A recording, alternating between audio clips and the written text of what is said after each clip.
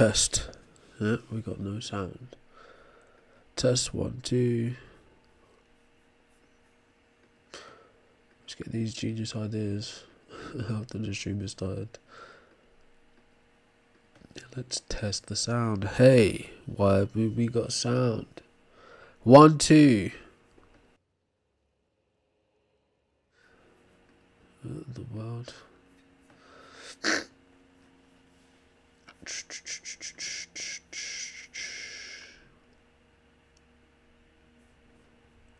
Test 1, 2. We got mic on that channel. That channel. Yeah.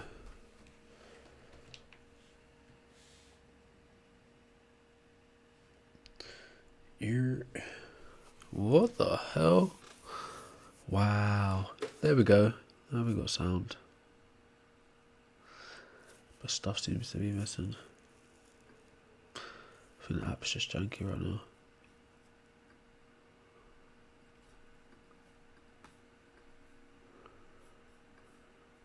What the?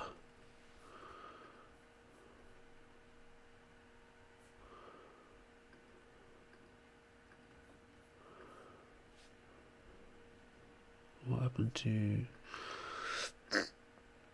crop?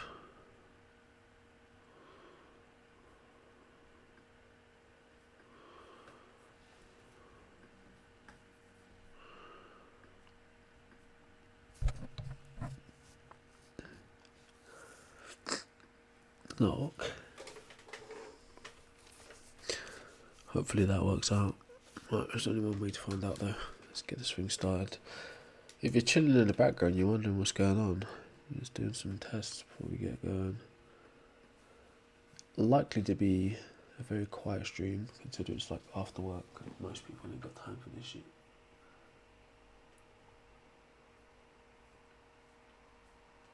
But that gives us opportunity to play some games.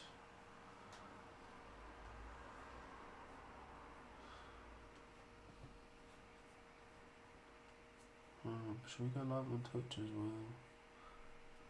Let's leave Twitch alone. Yeah, about my bandwidth.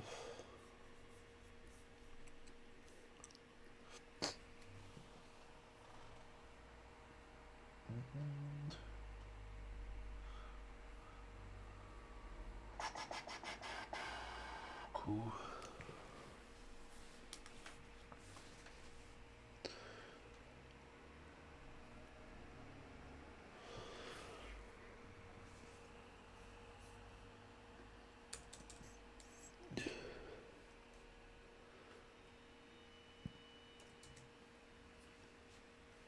Let's go.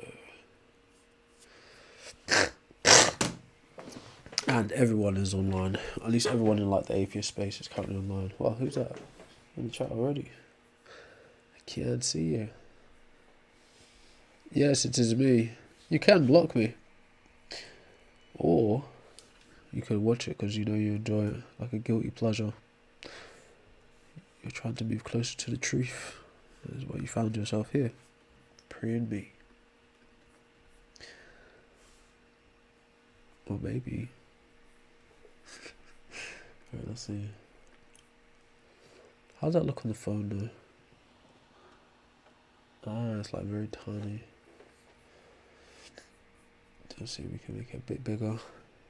Nah, I think that's perfectly fine. When a guest calls in, it will all move over. Let's get the test going. 1, 1, 2. 1, 2. 1, 2. I don't know why the soundboard never works straight away. 1, 2. That's about right. Here's hoping it stays working.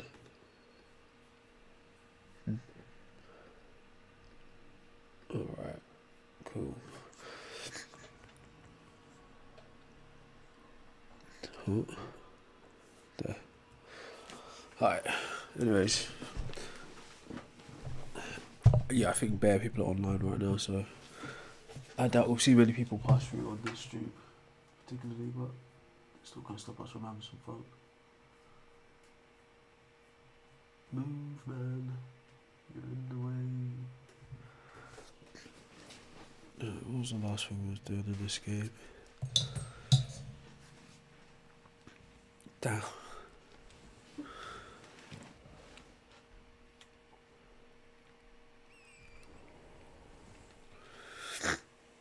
I don't think there's actually a way to fight this guy though.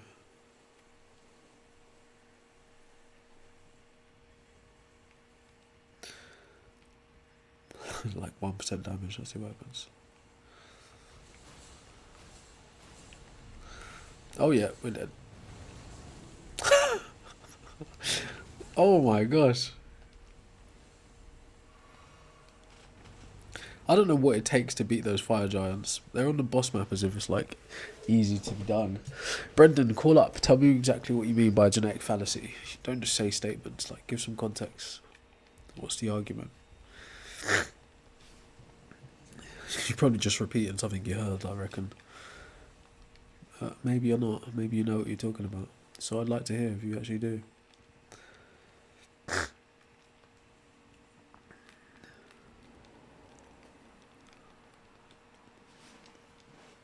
Sure. Come on over.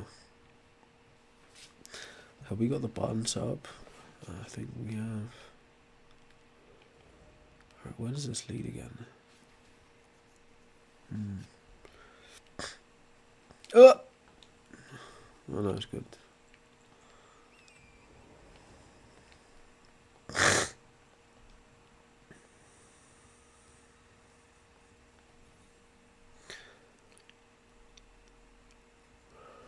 I mean, I don't know. I can't really speak on what's possible, Zoom, but what I can say is humans invented God.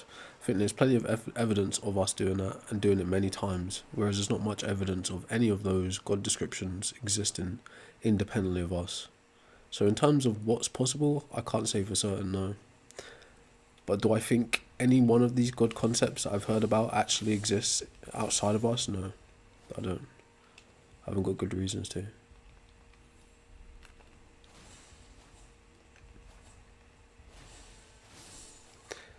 Game is Elden Ring.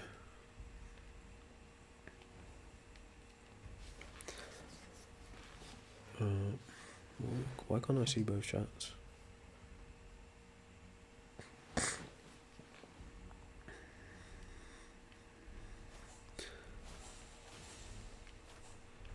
Yes, but that's the problem. There isn't any evidence that we've ever discovered a god. That's the problem.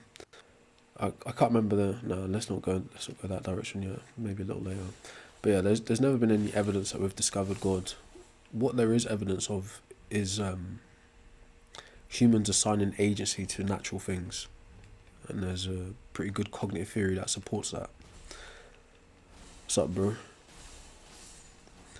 I don't think there's any such thing as miracles, whether it's in the Bible, the Quran, the Tanakh.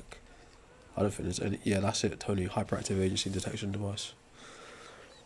I think that cognitive theory explains pretty well hypersensitive or hyperactive interchangeably. Yeah. Oh, someone was requesting. My bad. I didn't see it till just now.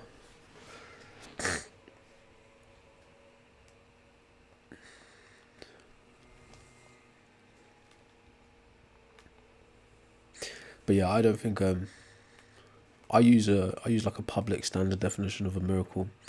The reason I do that is because individuals walking around can say anything's a miracle. Like they'll be like, "Oh, waking up today was a miracle. Making it home today was a miracle. Like, giving birth is a miracle." The definition of miracle I use is something that breaks with the laws of nature, but is done with divine intervention. It's like a standard based model. Dr. Umar, that's kind of a crazy question. What makes you think that's a thing?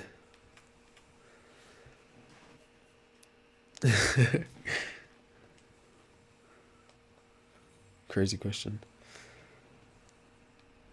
But say we was actually going to try to address it, like being that I'm a normal person, not like a doctor or a professor of any kind.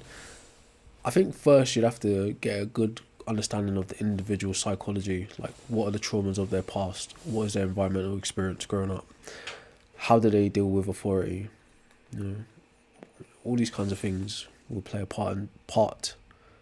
I think personally. Oh, that was so slick! How did he pull that off? Like, no way, no way. He just robbed me of all those points.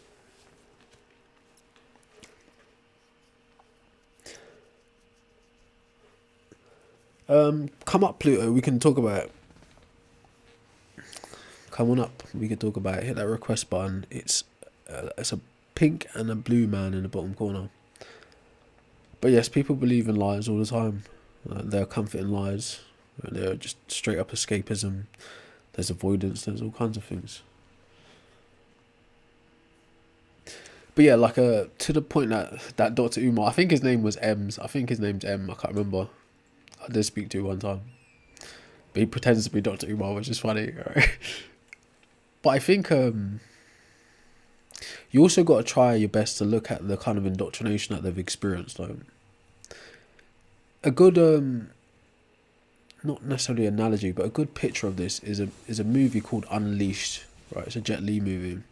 It's basically this little short man, that white guy, takes Jet Li as a child from his mum, right? And he treats Jet Li like a dog, basically. So he trains him. It's like, kind of like Pavlovian conditioning, but in a very deeper way, basically. But the premise of the movie is that a child is basically a tabula rasa, a blank slate. You can psychologically mold that child into whatever you want him to be.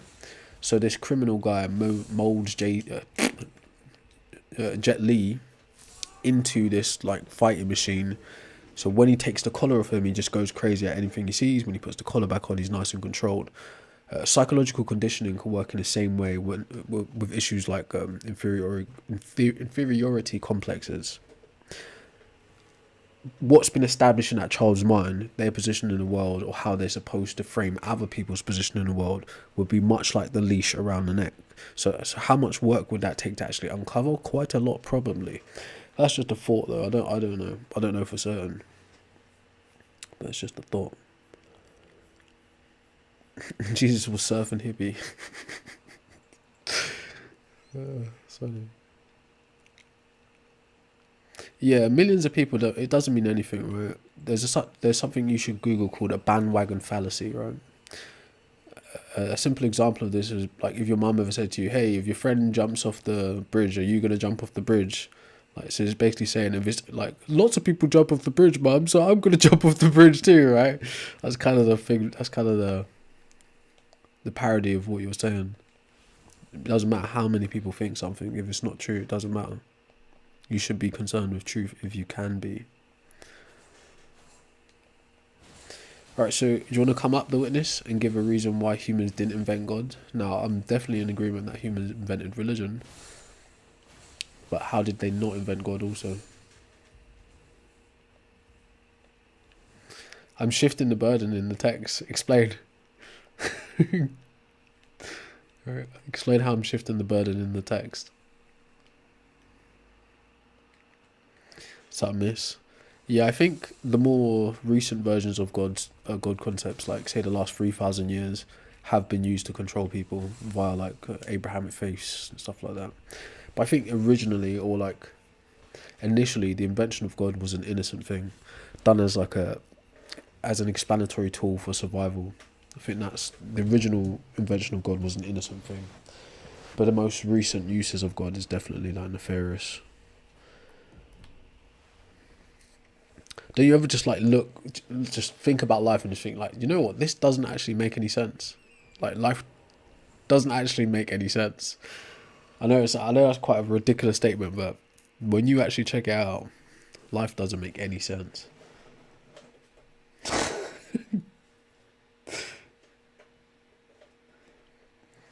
Well, the thing is, you decide what words mean, right? You agree to what words mean in a linguistic type of way. It's like one of the bases of communication. But like someone pointed out the other day, words themselves don't generate meaning. Right? They trigger meaning. So if you, for instance, read like, so the way like syntax is set up, certain parts of a word, you're already primed to know what that like suffix or prefix means already. So when you see it in conjunction with another set of letters or for whatever reason, it triggers a certain reference point or meaning to you until you figure out, if you go pick up a dictionary and find out exactly what the definition is. So that being said, just creating a word itself doesn't generate the meaning. You have to assign meaning to the thing. Right? So in terms of comprehension, like it's just a matter of agreement of terms. That's why you find in the world we live in today, most people are speaking past each other because they think you mean this when you say that and you mean this when you say that, but really they don't, you know. So yeah, do you want to come up here and talk about it, bro? I don't think that kind of manifestation you're talking about is a thing at all. I think it's like new age woo woo nonsense. It's damn near animal magnetism, but it's like archaic. Right. Well, there's a type of manifestation that is real, but it's not in the way that you think it is. Nah, that's just vague nonsense to witness. What kind of energy? Talking about physics? What, potential energy, kinetic energy? What do you mean?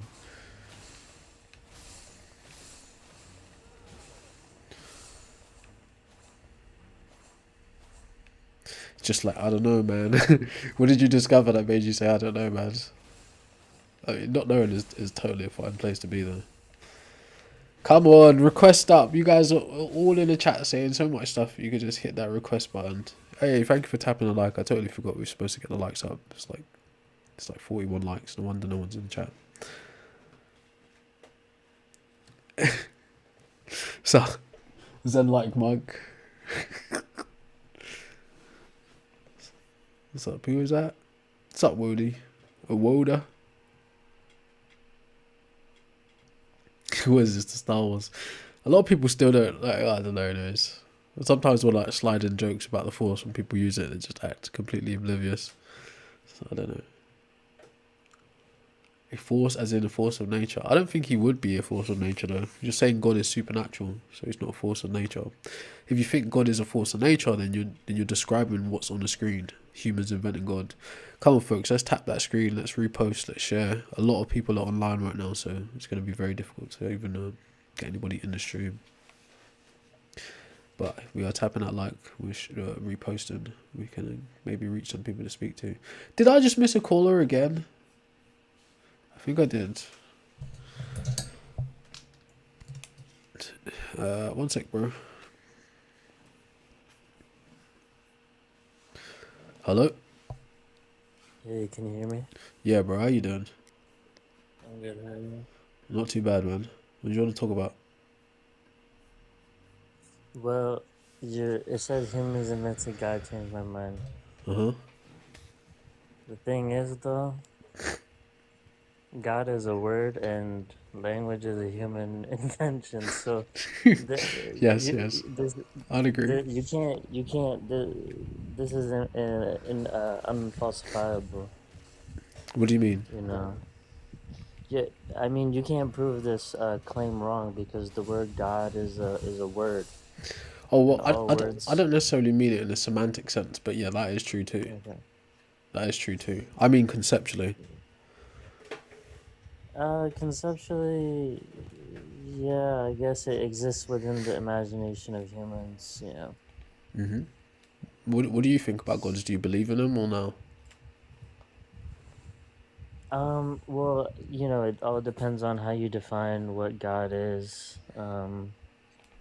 If you define God as an old man in the sky with a beard, or nature, or some sort of like Spinoza, he was a monist, right? So he believed that there was just one substance, which was God.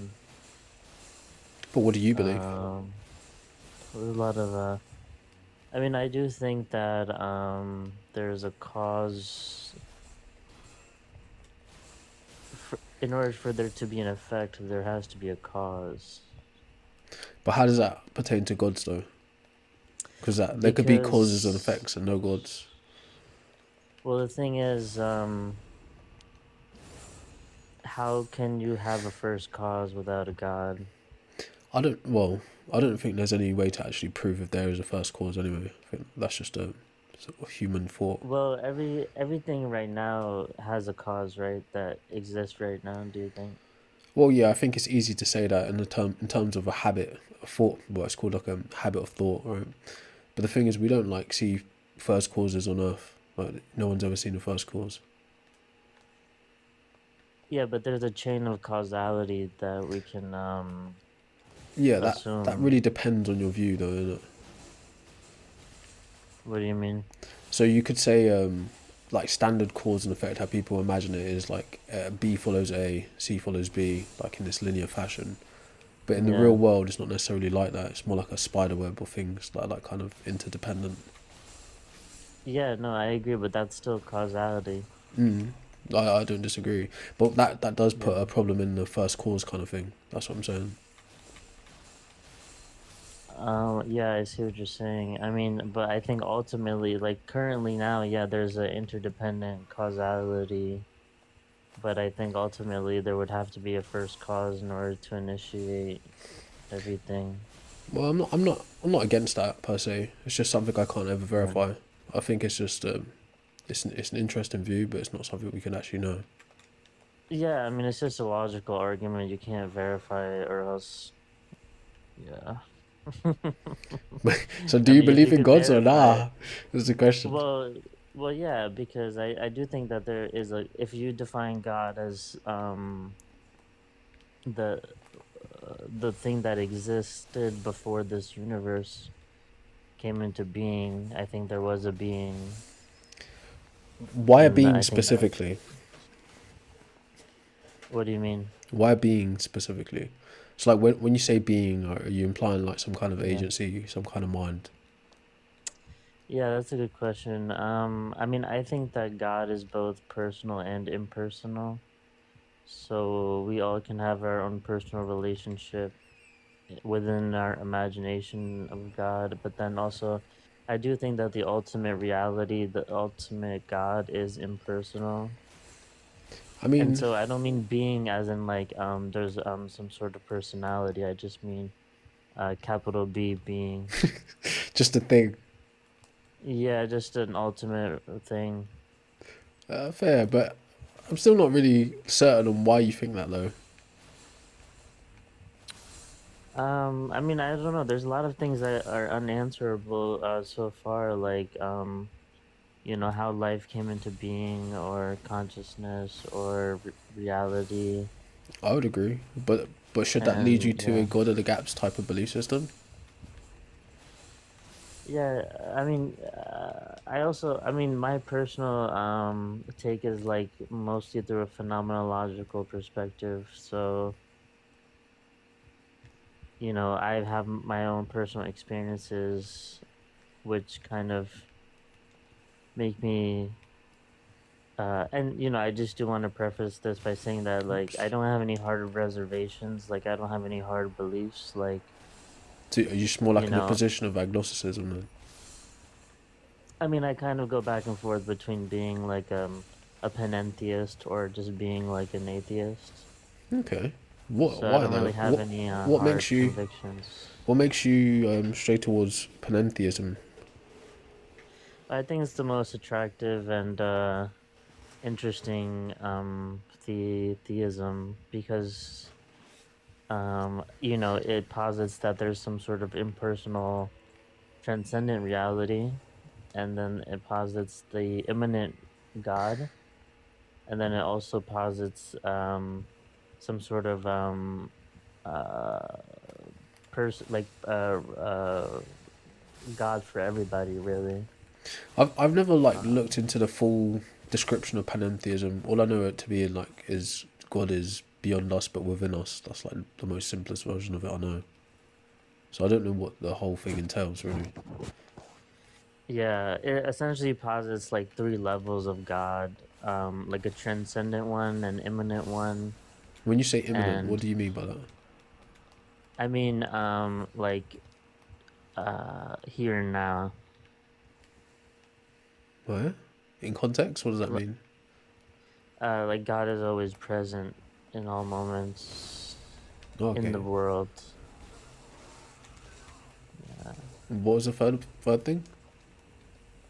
The third one is like that God also embodies every person Hmm? or everything, like animals and all that in nature. Well, so I can understand why you might believe that, but I think that to be Yeah. just as much as an invention as an anthropomorphic god. Yeah, I mean, like I said, my own beliefs kind of stem from my own experience, so I I I wouldn't even try to actually make a logical argument that God exists because I think they ultimately fail. But your own experience is obviously influenced by the information of others too, right? Because you wouldn't have any Yeah, that's true. reference point for panentheism had it not been for someone else thinking about it. Yeah, I mean, yeah. So then, how can you really know what your experience is on a matter if it's just a reference to someone else's idea?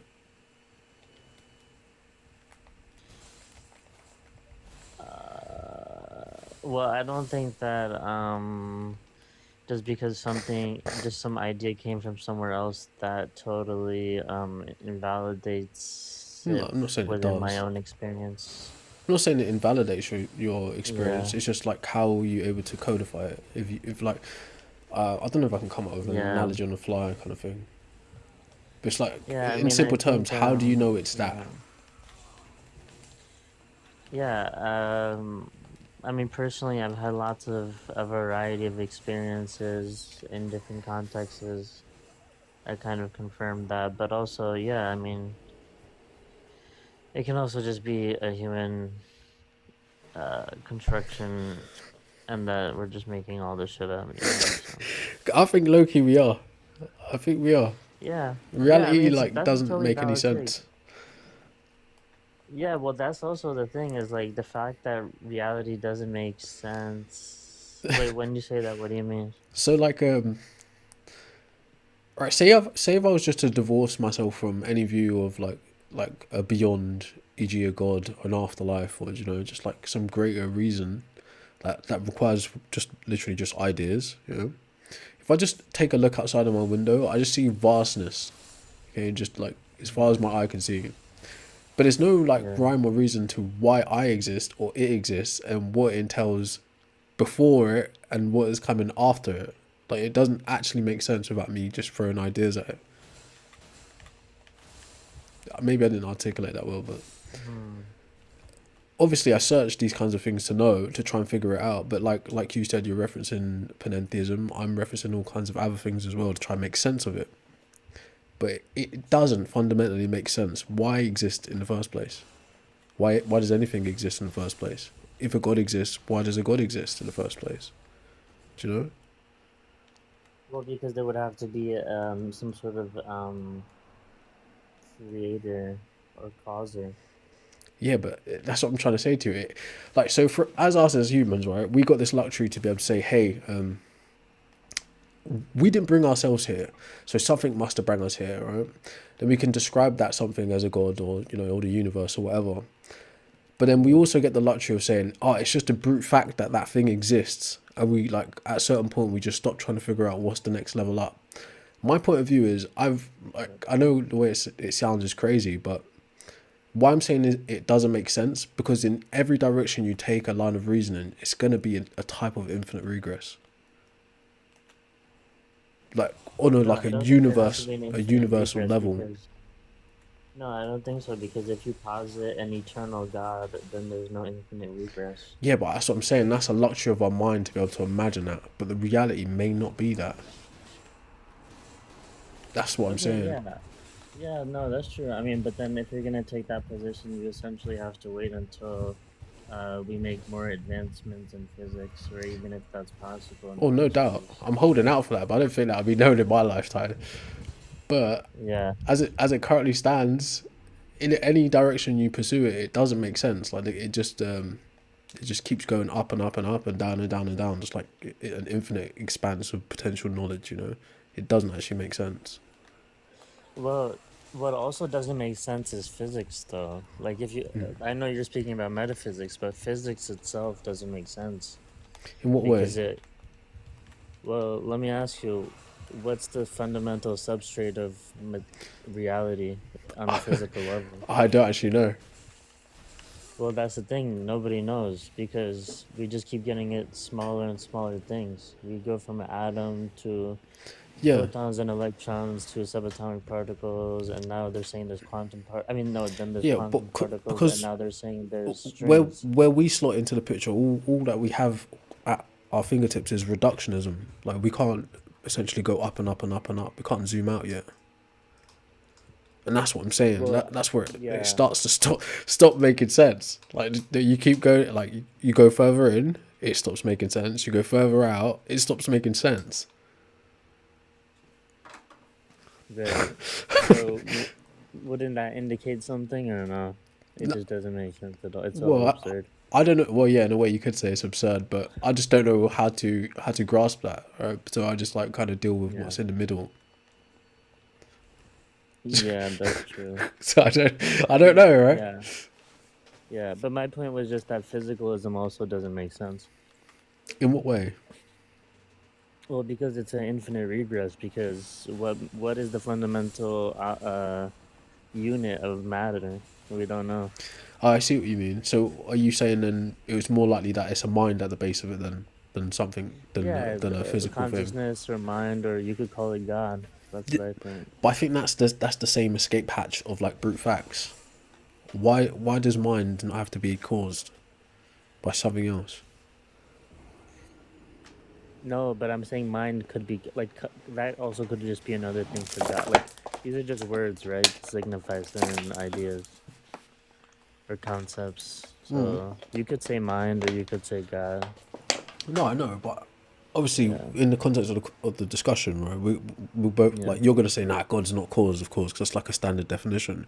But if we're gonna say like the fundamental point, like what is fundamental to reality is something like consciousness. It's like right, a wave that we just access as receivers, right? Like it's right. something that's being transmitted, which is responsible for all reality. And then we just say that consciousness is mind, and you know, from an idealist point of view, that would be what everything is. But even in an idealist point of view versus materialist view, the mind is still considered as just a brute fact thing as well. That's what I'm trying to say. Why does the mind or the fundamental consciousness not need a cause also? Yeah. Um. Yeah. I mean, that's because this is just a particular ideology, and that's the a priori. Yeah, brute fact. I mean, you can critique it. That's a good critique.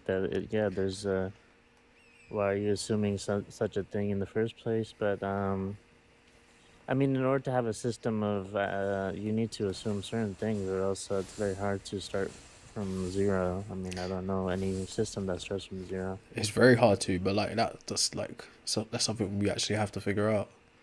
That's probably the our main problem is that we can't Yeah, I actually mean, properly engage with first principles thinking. That's kind of the problem. I'm not saying some people can't. I'm just saying I'm not really that capable. You know. yeah, I mean, I kind of take more of like a Deleuzian approach where everything I is don't know what kind that of on is. the same. He was this French philosopher. Um, he's like a, what do you call it, a postmodernist. So he kind of suggested that it all kind of exists on the same plane: physicalism, metaphysics, and it's just a bunch of connections, but it doesn't really mean anything. What do you mean? Like, so Uh, when you say that's your approach, what does that mean? So you just say well, nothing matters, nothing means anything. well, we can create meaning out of these connections, but I mean, ultimately, does it really mean anything? I mean, Because you're kind we're of right, inventing the meaning, right? but I don't want it. I don't want that to be the case. You're But kind of that's the right. thing with humans. Yeah, we want something to be true, like good, the good, right, or something like this, like. But then There's a lot of science. Like, I don't like. It's like you have a message you actually want to say, so you should say that. No, I'm just like you said, you want something to be true, but maybe there is nothing that is true. But is that what you actually think, though? Well, like I said, I don't have any hard convictions because I think that's I'm skeptical of many things, so I don't really, I find weaknesses in almost everything, so there's no point of like totally abiding by a certain, No point committing. yeah, I mean, unless like I said before, like I take more of a phenomenological perspective when it comes to spirituality, so that kind of foolproofs it against But what do you take? critique because it's about experience. What do you take spirituality to be, though? Just your relationship with the ultimate reality. Yeah, but that's very like we were just saying. What is that ultimate reality? Well, on one hand, it's this like vague, impersonal being, but on the other hand, it's kind of the way that you navigate life.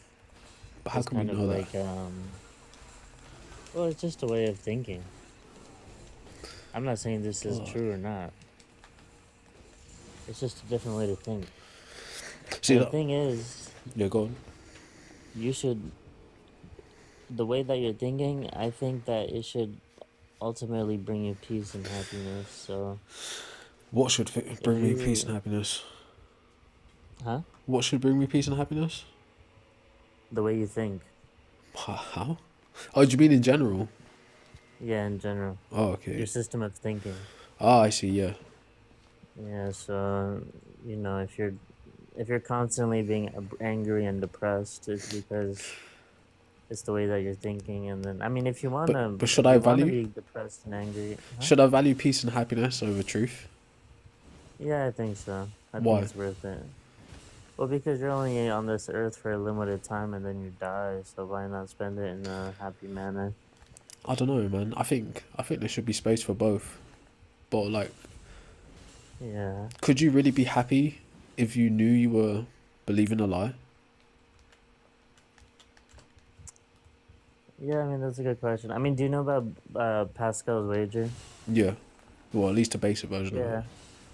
Yeah. Yeah, there's that. So, like, even if you do believe in a lie, it could be like some sort of bet. But also, like, I think that okay, idea is let's think risky. about this. Like, if somebody, if somebody is told, I don't know, that they're the most handsome person in the world and Yeah. they believe it. Sure. Well, actually, believing in some sort of lie, like we tell lies to children all the time, right? About how they're the best and how they're awesome. Yeah, but that can also ruin them psychologically. You think so? Yeah, that's what creates things like malignant narcissism and stuff like that. Like Donald Trump. Perhaps. Like, so Perhaps. maybe that can happen. Maybe Donald Trump can emerge. Yeah, I Yeah, don't know, man. bad things can I, happen. I'm not saying yeah, that's all the time. Maybe a little white lie just for like I don't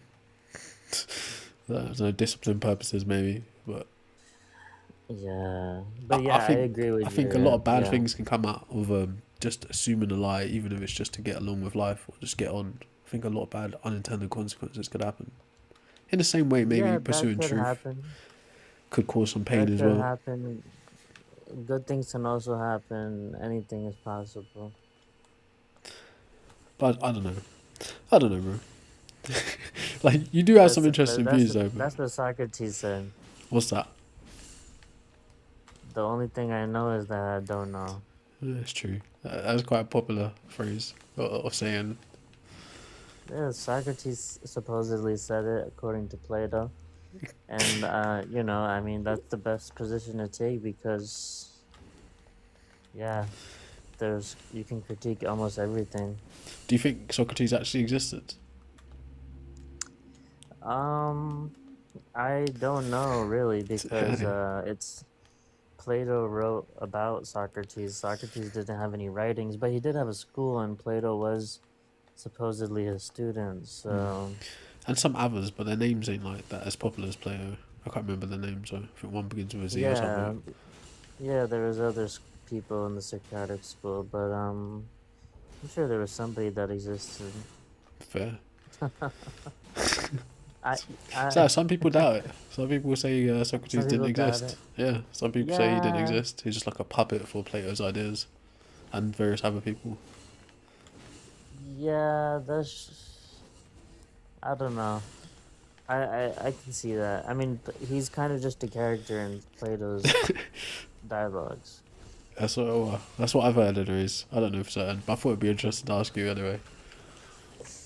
Yeah, I mean that's kind of believable, but some people believe that like Muhammad didn't exist, which I think is kind of crazy. Why Muhammad As a specifically? yeah, like as a historical person, I think he existed. Or Jesus, I don't know if Jesus existed.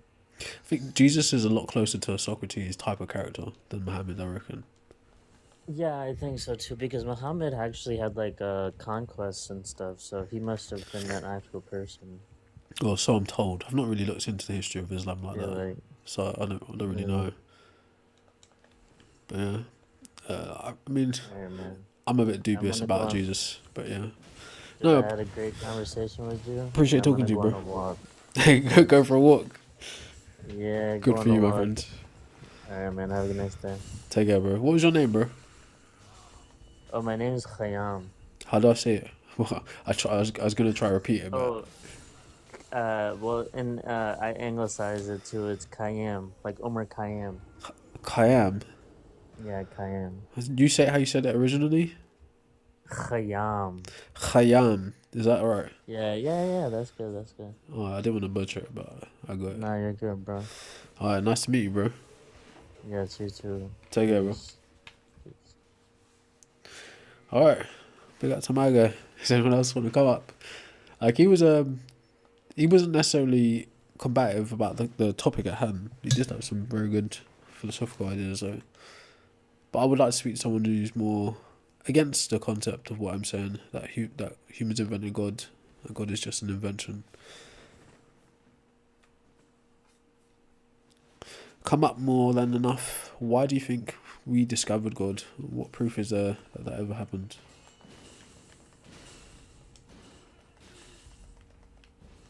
Let me actually get out of this area. I've just been running into these people for ages. Whoa! Snap. Ooh. Are we doing on like, bro? We're not even hit a K on likes, bro. Maybe we need to restart the stream. I think.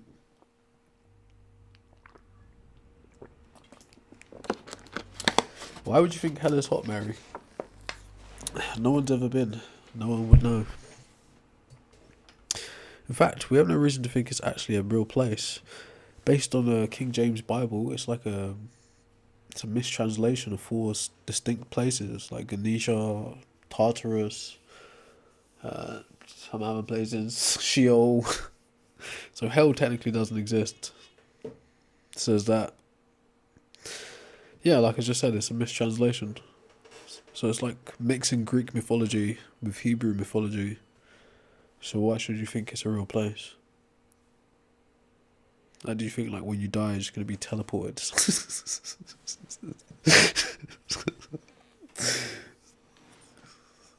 No, it's not. If you would like to come up and speak, we can talk about it more than enough. Or you could stay there, and we could not.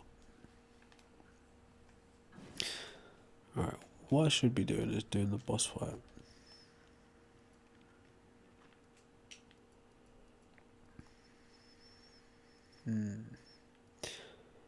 Where was that castle?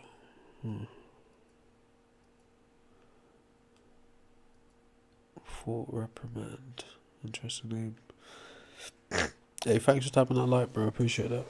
I don't know if it's going to help now at this point in the stream.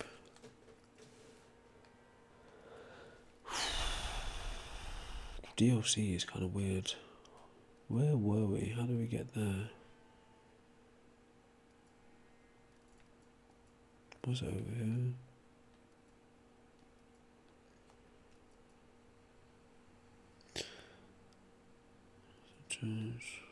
Oh, it's like up here. Right, how did we end up all the way down there? Well, why don't you come up and talk to me, Banked? Man scrolls on TikTok all day. Of course he doesn't know anything about this topic.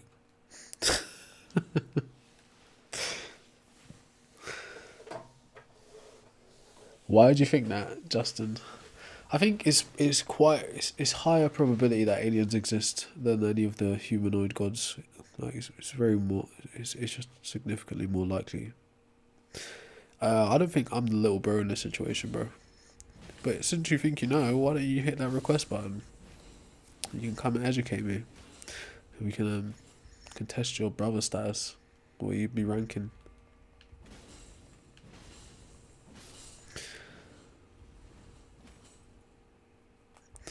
Well, what do you mean when you say higher power, though? That's the problem, because that higher power makes space for aliens too. Makes space for ghosts, makes space for spirits. Anything, really, can fill that void of a higher power. What's up, Aston? I'm thinking of restarting the stream. It's not showing it to anyone in the algorithm, I don't think. But considering the time, there's like almost everyone else is online too. I don't think you have experienced spirits. I think you may have interpreted it as that, but I don't think you actually have. It's my opinion, though.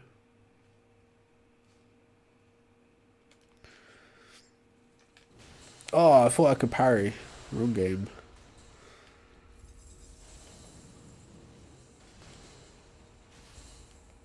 Oh. Yeah. Alright, maybe I'm going to restart the stream. It's like only 9 people here. Do you reckon? Maybe parries us. That's an interesting view, actually. I don't know if I'm... Well, yeah, I will stay another hour. But I'm going to restart the stream, see if the algorithm puts it into... gives it a better chance of being seen, maybe. So, come back. I'll be back in just a minute.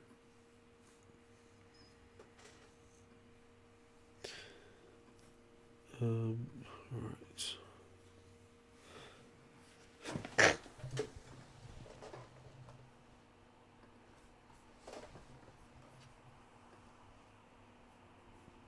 Who was that?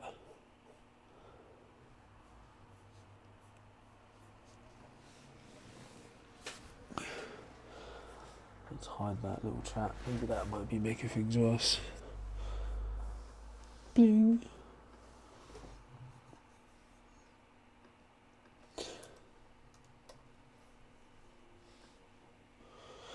For the YouTubians. Bling blow. Oh. I really should try some other weapons, right? It's like the 5th playthrough. I'm using the same 2 weapons.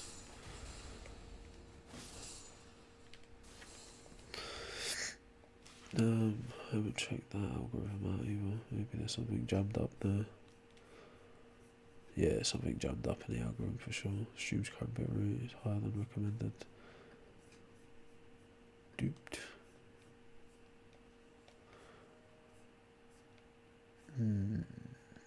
Oh, I see.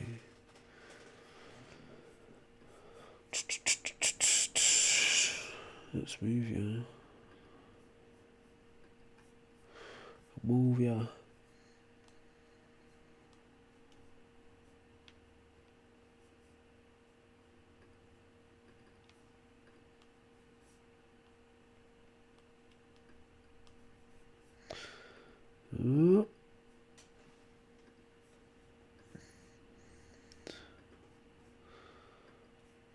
That's the one. Alright, folks, let's call in, let's talk. I'm saying humans invented God. My position is all known gods are psychological constructs and do not exist independently of the mind.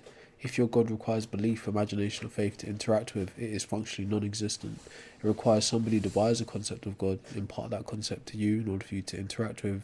You yourself have to devise a concept of God in order to interact with it. So when I say humans invented God, I take the word God to be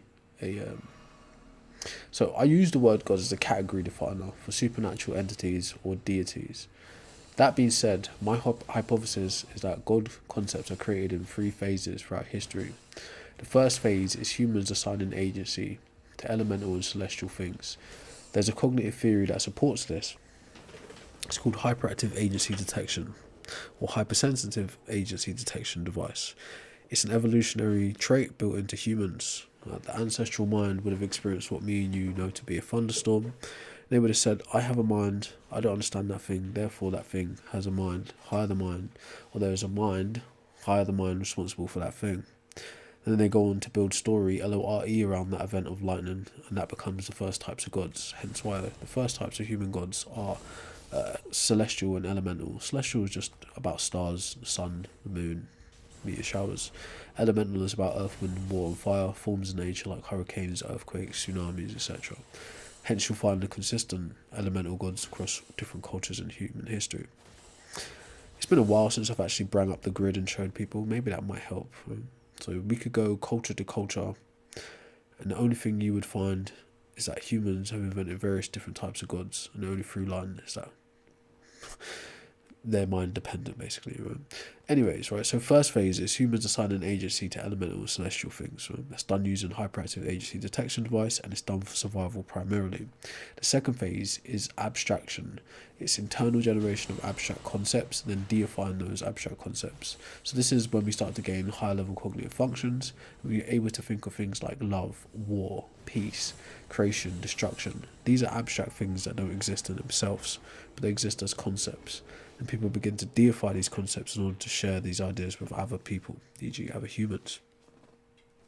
And the third phase is anthropomorphizing. Anthropomorphizing. That is to assign something human capacity, basically. So now you take the first two things and you stack them, and then you start giving them human traits. But the reason it's done is for societal cohesion. We start to build up proto-religions. We mobilise people under these ideologies with anthropomorphic deities. If you think God is real, entity wave, come up here and prove it. But yes, so first phase is assigning agency to things. Second phase is abstraction, and third phase is anthropomorphizing. First phase is done for survival. Second phase is done for psychological needs, and third phase is done for societal cohesion. Okay. If you had to explain this to a child, it's as simple as this. Throughout human history, no one has ever gone out onto their native land and discovered the god of another person's land. Because gods are not discovered, they are devised. Okay. So, I say humans invented gods. If you disagree, step on the stage, state your case. Or, you could not. So let's do a little test.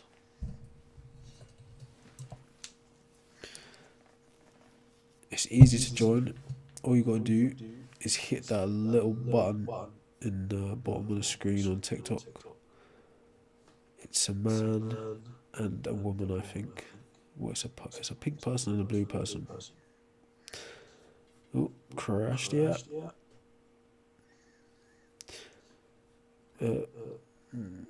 Yeah.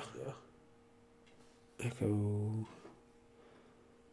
What can I do to make it accessible for people that don't have TikTok, bro? Whatever way.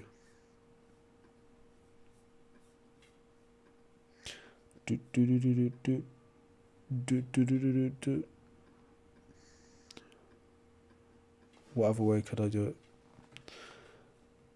Alright, restarting it doesn't seem to put an algorithm. That means I could just probably get away with playing whatever the hell I want at this point then, since no one's really watching. Test. Oh, that's a bit. Yeah. Alright. I think what also might be the case is that we've got some people in there that shouldn't be in there. That could be the problem. StreamYard ain't free, bro. I tried to use it recently and it doesn't work anymore. You gotta have no, I think what it does is when you send out the invitation link, it makes other people give up their details, like they have to sign in through something, so it's not like they could just click on it and just go live with you anymore like it used to be. They got to like sign in some weird way. So basically it's going to scrape your details one way or the other. So it's not like how it used to be, unless you pay for StreamYard, and I ain't doing that. Well, I would do that if there were enough people to be doing that, but there's no reason for me to be paying for something that no one's going to use. That'd be silly. So if I remember correctly, I think it requires either me signing in for a YouTube channel or you signing in, and I'm not giving it my YouTube channel. Riley, come up, let's talk about it. I don't think you have a good understanding of what God is supposed to do, or how God is supposed to function, if you think it goes against desires. I also don't think you have a good understanding of what desires are. So if you'd like, Riley, we can talk about it. Hit that request button and come up. Yeah. You hate sin too, don't you? But do you know the definition of a sin, Riley?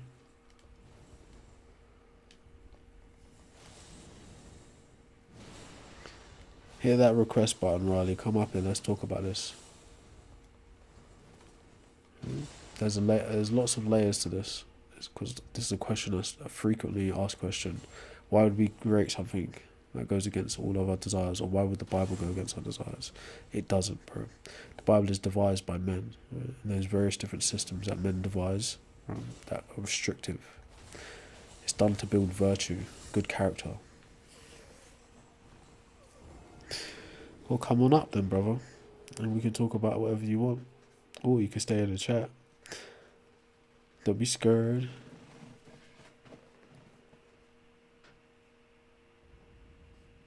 Nope, antenna. That's not true. God can't be living. Yeah, something weird about it, Rajan. I used to use StreamYard back in the day when it was just like a free call-in setup, but now it's just dodgy.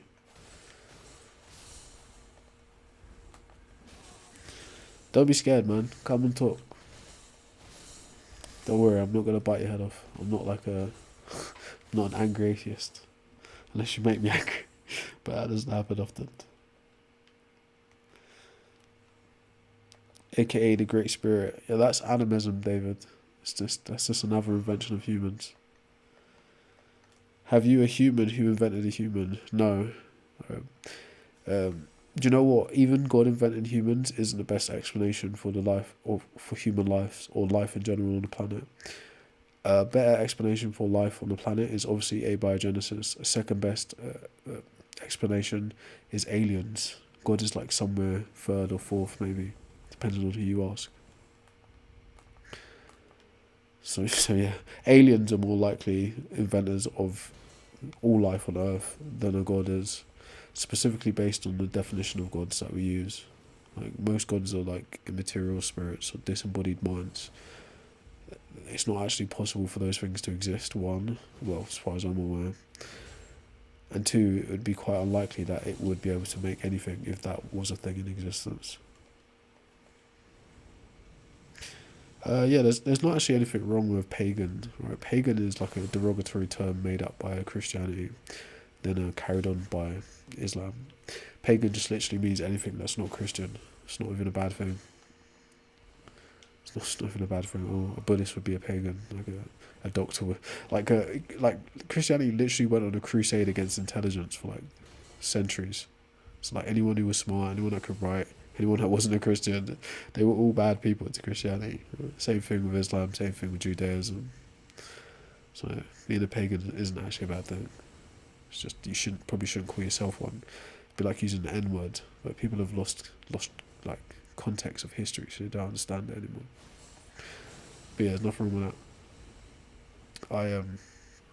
I'm actually quite aware of a lot of you say pan-European kind of ideologies permeating the space in recent years. So a lot of like English people, Irish people, Scottish people, like, further abroad, like the Nordics and Swedes and stuff like that, are getting more in touch with their roots and who their actual ancestors are and the beliefs and the practices they used to do. And I think it's good. I think it's very good for them. Because you've got to remember, at a certain point in history, it was all of these various different belief systems were suppressed via the Roman Empire and Christianity. So people literally had to hide their beliefs or like convert or die. All these kinds of strange things happened. So returning back to your ancestral beliefs and ideas is very mighty healthy for your identity. Not only did they, European history is quite complicated and nuanced, but not only did they take people's belief systems, it was a certain point, quite recent history, like in the last maybe 600-700 years, when the ideology of whiteness was invented. So that flattened people's identity as well.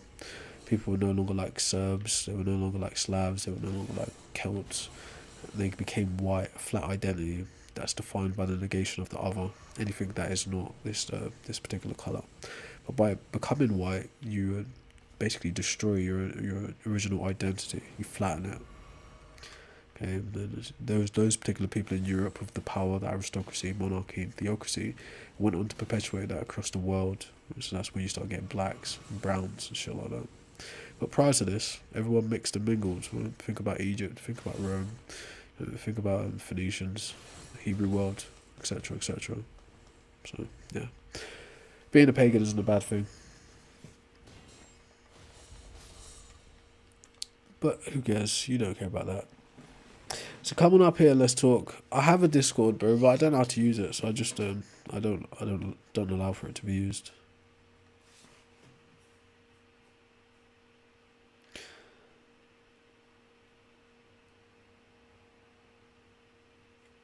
That's a lot of things, Thomas. Yes, Christmas comes from Yule Festival or something like that, which can be considered pagan. It's actually Anglo, I think. No, not Anglo. It's Germanic. It's Germanic.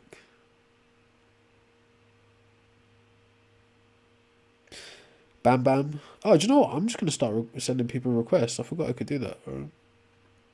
Just gonna send them requests. Hell, fuck it. Excuse my French. Alright, Bam Bam, come tell me about Satan, bro. What you talking about?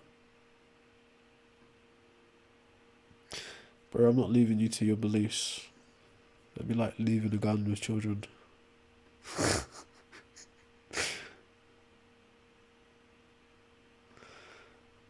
Why would I do that?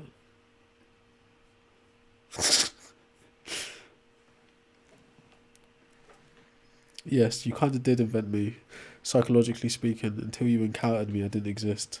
And now you invent a perception of me that's going to be in your mind. I will continue to persist in your mind until you forget. But you can't really forget because I've already interacted with you.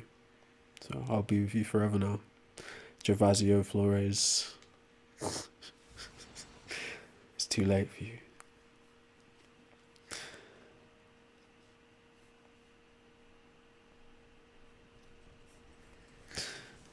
Uh-huh. Now, from this day on, whenever you think back, you'll make a reconstruction of who I am, and you'll continue to invent versions of me in your mind. All the while, I'll be wherever I am in the world, none the wiser to your experience. I forgot to press stream. So, like, yeah, the YouTube guys missed all of that. It's probably for the best, anyways. They're too nosy. What's up, Faith? Faith to 3-4? I agree. The ability to invent gods is an evolutionary trait. So I too agree to this. Well, I don't know about that, Neo. What would you consider living to the fullest is? What would you say that is?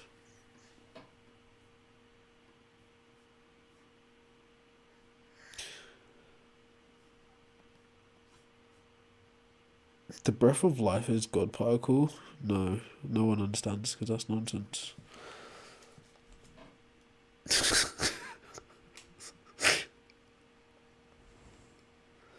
Oh yeah, in a way, societally, yeah, God beliefs and religions definitely hindered mankind. Can you imagine where we might be if religion didn't have so much pull? It's so sad. Yeah, God lives in you as an idea, sure, but as a natural entity, no. For you know, right, there's probably some entity out there called Bob that made this whole thing, and he just cries every day because no one acknowledges Bob. All everyone wants to know about is this imaginary thing called God, but not Bob. You see? But because you won't give Bob a chance, you don't know. So you're already sold on God. Alright, folks. I don't know who's up in here. I get the feeling that we've got some people who shouldn't be in here.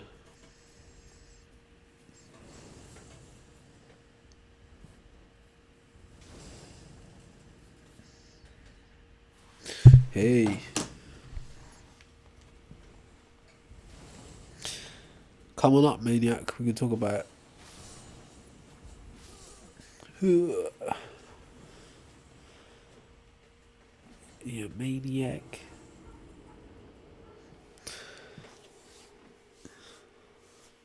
I don't know what that is, Russ. What is that?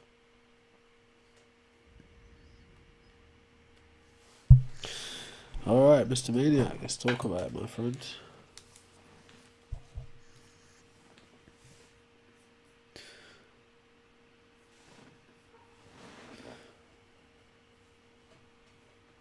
Ooh. Yo.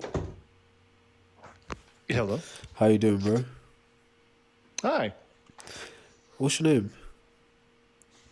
Not much. I was just scrolling. I saw your take. I was wondering if you were a atheist by chance. Yeah, I guess I'd be an atheist. I asked you what your name was, though, not what you was doing.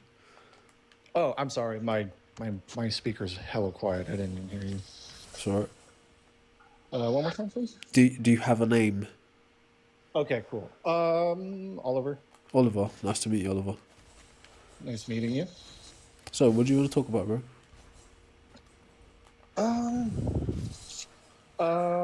I guess I wanted to see if you could elaborate on the premise at hand. What do you mean by humans invented God? If you could elaborate. Yeah, so when I use the word God, I use it as a category definer, supernatural entities or deities. And I think there's plenty of evidence of humans inventing those all throughout history, different variations, where there isn't plenty of evidence of them ever existing independently of us. Okay, interesting. So, do you believe in God? No, I'm an atheist. You and I agree entirely, in fact, I think. Oh, okay. So, what made you become an atheist? I grew up Mormon, of all things. What was that like? I guess but one day my parents quit going to the church, and then It was free. yeah, yeah. Oh boy, I mean, it was sad in the context of it, but man, was I happy to sleep in on Sunday. Fair play. Yeah.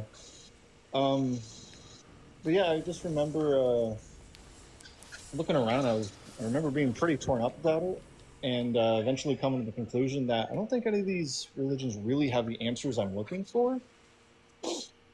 What was the question? Does that make sense? The question, like, well, where do we go when we die? How did we get here?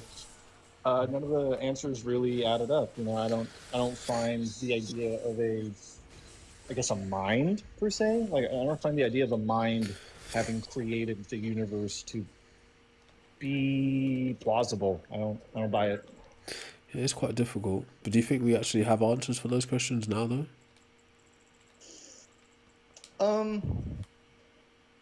I think I have somewhat. I think the answers I have, maybe I don't fully understand, but they click with me a little bit more. Like, I can buy it. If that makes sense. What are they? So one of the big questions I had was why do we feel why do I feel? Why is sad and happy a thing? And the answer, as boring as it is, chemical reactions in the brain, Legit. makes a lot more sense than some guy upstairs wants you to do the right thing, so you have to be sad when when you do bad stuff. Yeah, that's You have to be happy it's when you quite do a good PG stuff. view of feelings, isn't it? Yeah, putting it shortly, I'm not great at articulating myself. No, that's totally fine, bro. I can Yeah, understand what you're saying, so you're doing pretty well. yeah. Well, thank you. So, yeah. Um, Another question I meant to ask you. It completely slipped my mind. Oh, Would my you bad. say? Would you say you're an anti-theist? Just out of curiosity. Well, when you say anti-theist, what do you mean by it? That's a good question. Let me actually. Would you say that like religion is a net negative, Um, or not religion, theism? I guess. Would you say theism is a net negative? no, not necessarily. I'd say religion is Okay. more of a net negative than theism. Okay. Because like, there's so many Makes different sense. configurations of theism. Like Yeah. pantheism isn't really hurting anybody. Deism isn't really hurting anybody. You know, animism That's probably true. not either. But as far as monotheistic religions go, or at least the most popular ones, they've hurt quite a lot of The people. Abrahamic, the big three, so to speak. Yeah. So I'm not necessarily anti-theist in the sense that I'm against a God existing. I'd be quite pleasantly surprised if a God really did exist. I've got no problem with that. I think the various Okay. systems we build around these theological ideas are probably more what I'm against, and the things that have happened with those systems. Okay. Based. But what about you, though? Sorry. um. Good question. I think it's hard to say because I think religion stops a lot of bad people from doing bad things. Do you If that think? makes sense. I, Sometimes, not all the time. I Hold don't on. know. But I also think religion gets a lot of way worse people to get away with a lot of worse shit. Does that make sense? Yeah, probably, yeah. Like, I think it's a tool. I think a lot of really bad people use it as a tool to get away with a lot of the bad shit. But I do think there are like honest people out there who like you know are holding off on doing some naughty things because of their because of the guy upstairs telling them they shouldn't do that. Well, I think that's what's reported, but I don't take that to be true. I think ultimately people are doing what they want to do or what they don't want to do, but their reasons may be a bit dubious. Okay, Do you know, you could like that makes I that can't makes remember who sense. said it, but there's like if there are no religions, good people would be just good people, bad people would be bad people. But you need religions in order to get good people to do bad things. I can't remember who said it, but it's a great view on it. Yeah, So that's a fucking good one. I'm sorry, I didn't mean to. that's okay. I don't know your take on cursing. That's good. It's fine. But yeah, I do kind of agree that there are a lot of people using religion as a tool to do like terrible things. But in general, maybe you're right. Maybe religion is stopping some maybe decent people becoming horrible people. Maybe, but I can't know for sure. You know.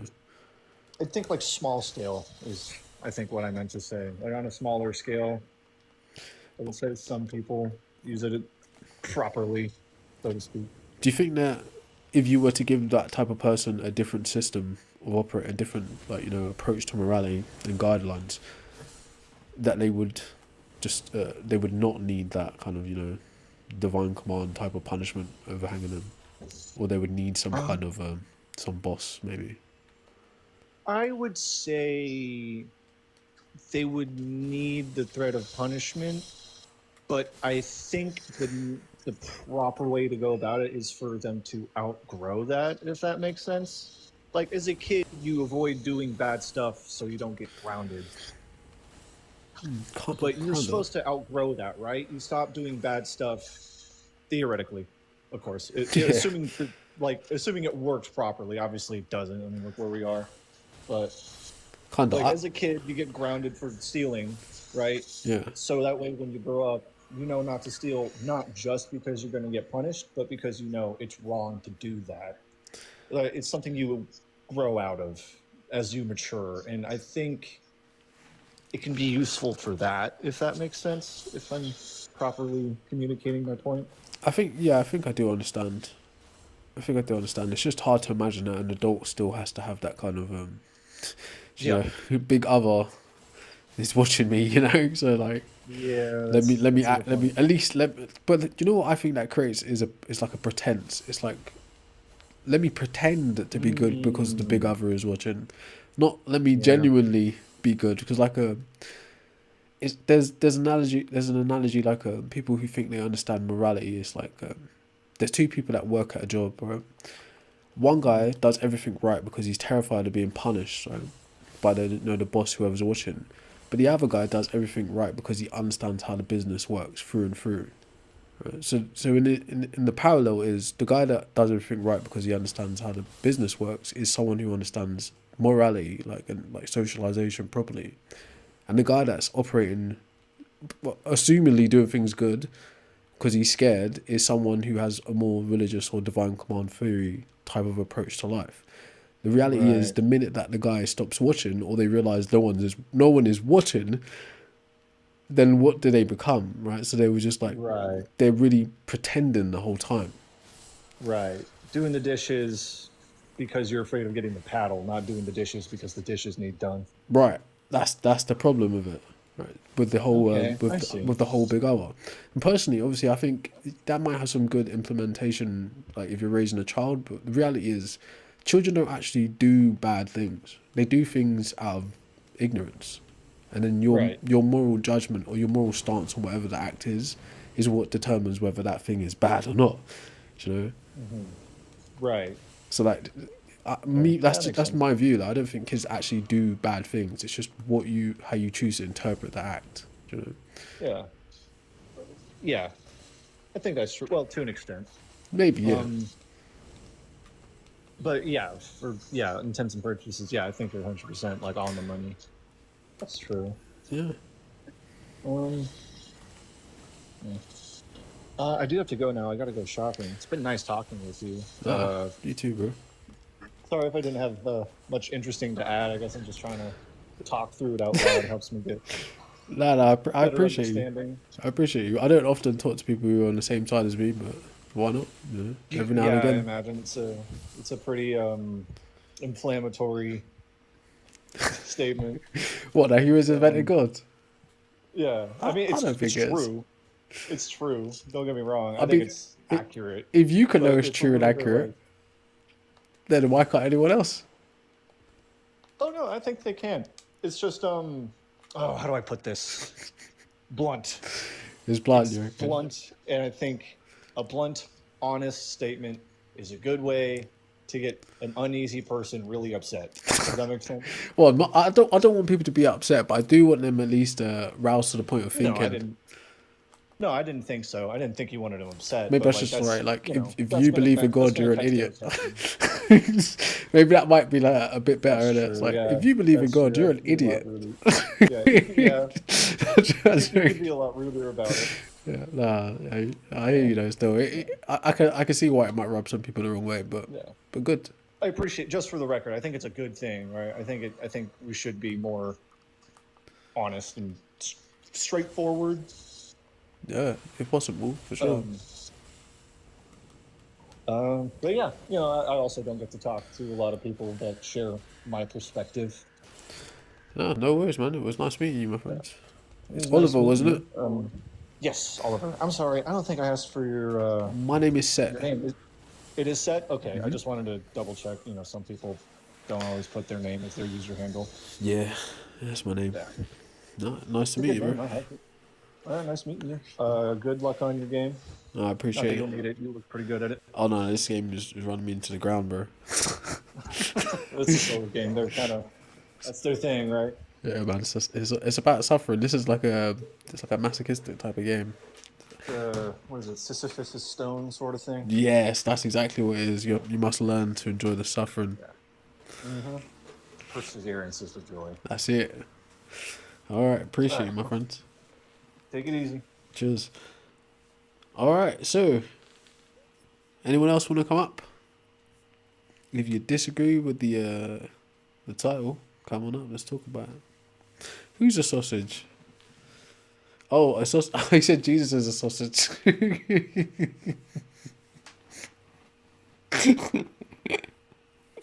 When you put it like that, that kind of makes a lot of sense.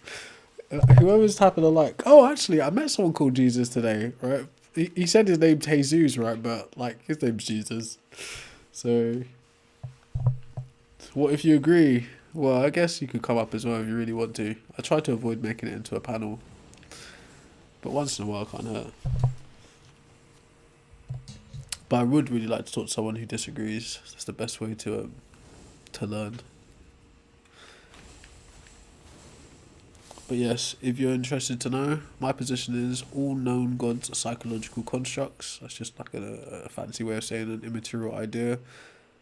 And they do not exist independently of the mind. If you think your God, or if your God requires belief, imagination, or faith to interact with, I think it's functionally non-existent, and it requires you devising it for you to interact with it, or someone has to devise it and impart to you in order for you to interact with it, because it clearly doesn't exist independently of you. Another cool way to say a similar type of thing, which also, if you're thinking about coming up to give me evidence of why your God exists, this should maybe pertain to you. I like to say that to be a believer is to be in a catch-22.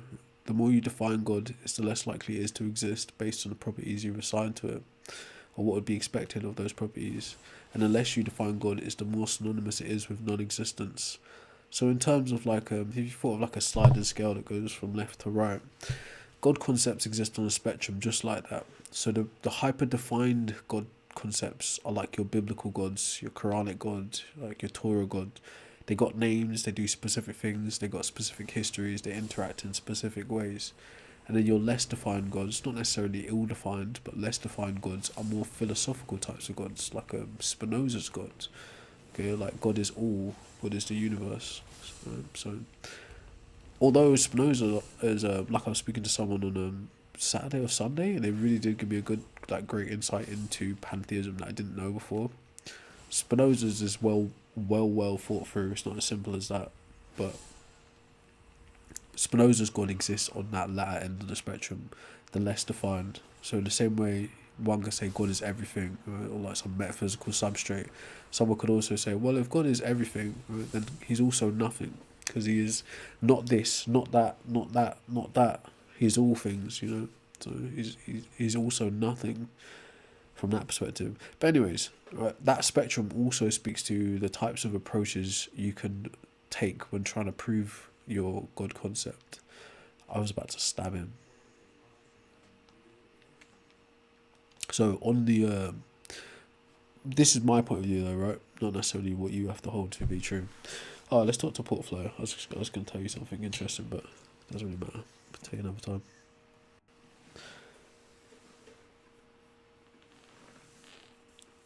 Yo. Oh, I just see what you said, Portflow. If you could not talk about DRUGS, like at least explicitly, I'd appreciate that. What's up, Portflow? Oh, yeah, I'll leave all the explicits out. Alright, appreciate it, man. How you doing? Oh, I'm all right. Essentially, the simplest way I can put it is working over here in the industry in Colorado. I found a couple of things that I think a lot of people often look over. Do you know what the Dead Sea Scrolls are? I've heard about him. It's like a part of the Old Okay. Testament. So kind of, yeah. It's almost it shows that the Bible was nothing but a bunch of fertility and mushroom rituals hidden from the Romans by the Greeks. Well, that's one interpretation. It's it's kind of far-fetched, but kind of stick with it for a second. So there was a drink back in the day that they would drink called soma, Okay. and it seems like this is the blood of Christ, whereas the flesh of Christ was psilocybin mushrooms, some kind of physical thing. Um, I've heard this. with I've that heard a being similar said, theory before. That yeah, like all of yeah. the So old with that church being fathers were said, like on mushrooms and shit. yeah. There's a certain natural occurring entheogen that kind of shows up in every human body as long as like with a lot of other living things. But What was the name of that thing? it's NN-DMT. Joe Rogan's talked about it a lot, and it's You say I mean it's kind of been popular. Ethiogen? Yeah, What yep, was the word? entheogen. Ethiogen. Yeah, It's like a chemical in your body. entheogens. I mean, period. The definition of that is just basically a mind altering substance. But Okay. what Harvard essentially states that DMT helps us do is kind of construct reality. And when you take it in larger doses, people have similar experiences outside of culture. So, like across the world, people who haven't communicated have had similar experiences. Well, that to me that's anecdotal, but I have heard when you're dying, your mind releases DMT as well. I don't know A if that's little true. bit. It's there's a lot of other chemicals that get released when you die, and those are more closely related with like the heroin stuff. But Okay, DMT is actually released throughout your body throughout, constantly in the day and at nighttime as well. interesting.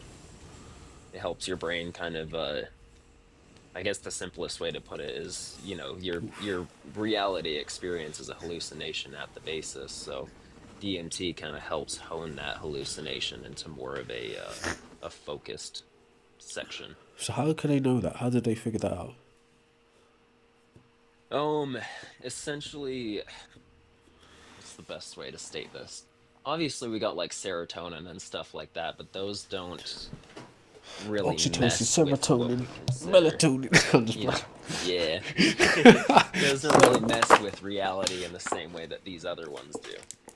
And even to an extent that certain psychoses and certain schizophrenia symptoms, they don't align with like chemical psychotic symptoms or even chemical psychedelic symptoms. Wait, can you say that again? Sorry, I was a little bit distracted.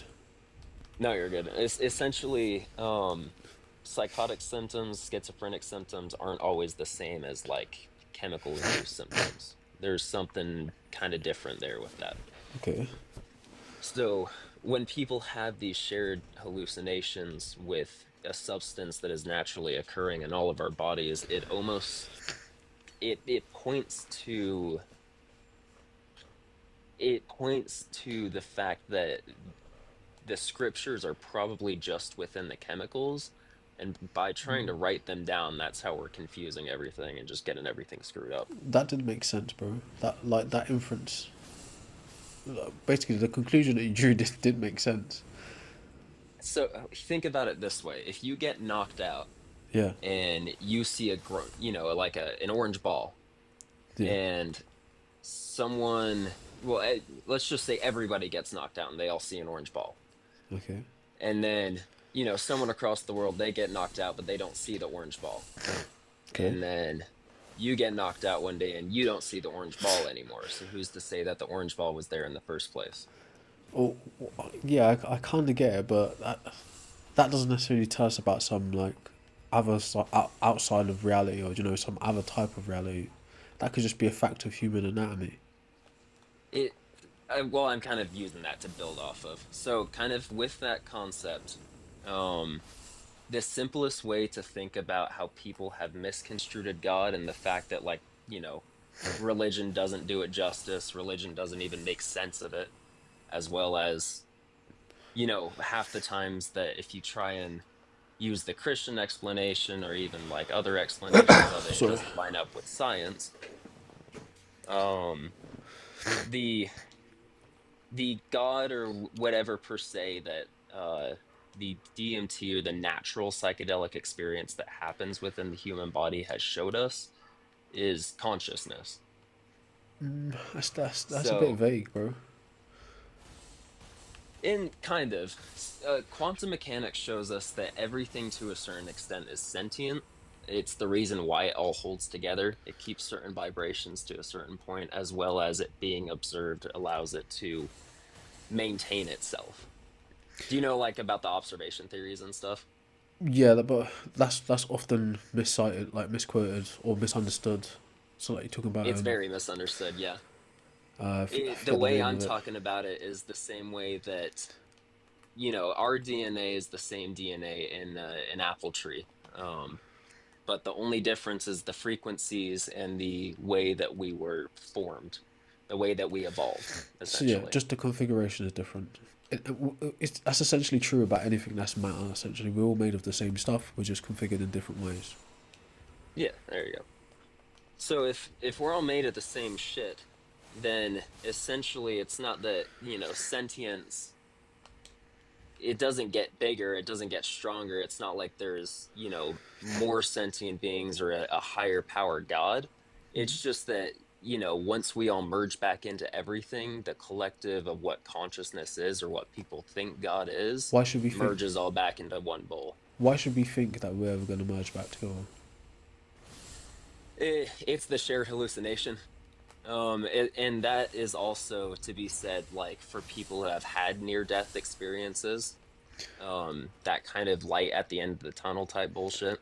I wouldn't say it's a shared hallucination though. I would say yes, like individually speaking, we don't have access to reality as individuals, but the shared part of our reality is like time, space, and matter. So that part doesn't seem to be the illusion. It's the interpretation of that, which is the illusion.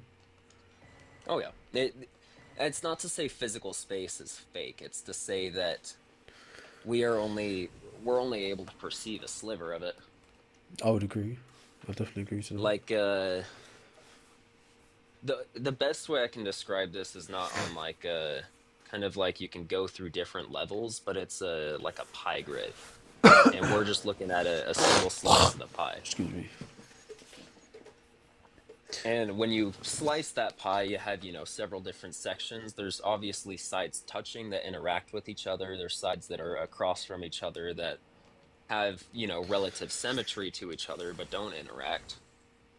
And in that sense, what DMT does, especially once you have more of a concentrated form of it, when you actively take it rather than let your body take it, You said it like breaks bleed. down those barriers. Yeah, like so the pieces bleed into each other basically. Yep. But And but what does that tell you about that's like all your with view? Scientifically, it's your brain interacting with different regions than it normally would. And from what we can tell, I mean, things like I want to make sure I'm really careful when I'm talking about this. Things like, opioids, things like heroin, things like methamphetamine and stuff like that, they don't have any, um, I guess, psychological effects beyond addiction sides or like almost an overuse of chemicals. Whereas psychedelics, they give your brain something to work with, kind of like a nutrient. I can kind of understand what you're saying, but my view is, look, if we're biochemical beings and I introduce a chemical substance to your body, the chemical reaction is expected. Now, the individual experience of that chemical reaction, e.g., the phenomena, might be unique to the person, or it might be consistent based on your anatomy. Meaning, like if I poke you in the eye at a certain angle, like a certain pressure, I damage a certain part of Yeah. the light cone, and now you see a certain color. And if I do that to everyone the same way, they see the same color. Okay, Or there you go. from that kind of point of view, it makes sense very simplistically. But what does that tell you about your view on God, though? Where does that put you? It, how can I say this? So, from, the perspective of like, if we were to feed someone a chemical and they were to have a spiritual enlightenment, the same way as if, you were to poke someone in the eye and they were to, flinch, freak out. Um, it would be a lot more believable that it's just the chemical, but that's not really what's happening. And especially that's what a lot of the Harvard research is going into right now. For the things like DMT, when we meet the supposed entities, I'm just going to say supposed because I don't want to get anybody in trouble here, but Harvard's saying I they're mean, fucking real. well, you can say as long as Um, it's. I'm interested to know what it is. Just as like I'm more concerned about you not using the like the street terms for the substances because that's kind of more yeah, yeah, the yeah. dangerous bit. But I want to know what the entities are too. Just I don't know. Yeah. I, Essentially, kind of what I'm trying to say with the entity side of things and like my perspective on God is that I think when humans try to state that there's all one God, like one powerful God, I think they're thinking about consciousness. I think they're thinking about the sentient experience and the fact that you can't destroy that nor create it because Oh, I it's a see. force of nature. However, when we think about intelligent beings or like meeting something that we think is God, what people are encountering, on these natural endorphins that, can be produced in your brain, not the ones that you create inside labs, are that you're opening up slices to other sections of this reality that you can't perceive, and you're quite literally talking to freaking aliens. Why aliens though? Um, we look at a lot of the math that states that they technically aliens should be all, all around us. Um, there's What kind also of math something would to say be that? said that there's, sorry. What kind of math would tell you that? Oh, what was the study on it? Did you, Might. are you just thinking about dimensions?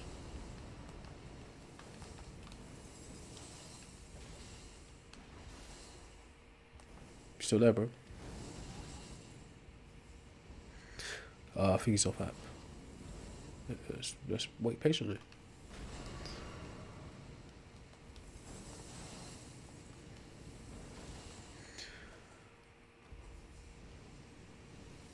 Ooh, not paying attention. Damn it.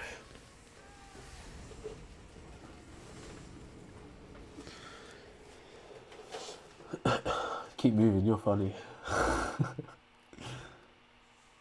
I mean, there's nothing stopping people from making new religions. It's just whether, like, so a religion is just a cult that's reached critical mass and is widely accepted.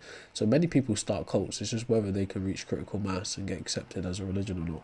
So yeah, definitely someone somewhere sitting down having a coffee thinking, oh, I'm gonna build a religion. It's definitely a thing. Yeah. I would Are you say, back, Port? I want to. Oh yeah, I couldn't freaking find the names to it properly. No worries. But if you go, it was a NASA scientist that essentially,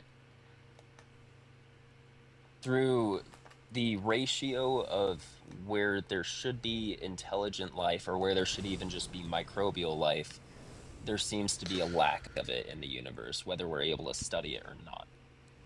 Um, and in that sense, I think that we're all looking for, intelligent life in all the wrong areas. Because if it's all made up of a substance called conscious that we perceive as an all being that is just all of us put together, then we're probably all right next to each other in that parallel universe type theory. I mean, that's a lot. Like, it's an interesting idea, but I think that's, look. Don't get me wrong. There's no way I could ever disprove that. So like, oh, it's impossible that there's like there's conscious spirit things or like angel things, or alien things. There's no way I could disprove it. But in terms of thinking about, all right, where did we get these ideas from in the first place? They stem from different places, you know. But what you I do find is think the is core people mix concept them. of God, Is though, people mix comes them up. from. Yeah, I think the core concept of God, though, comes from the perceivance of consciousness as a whole.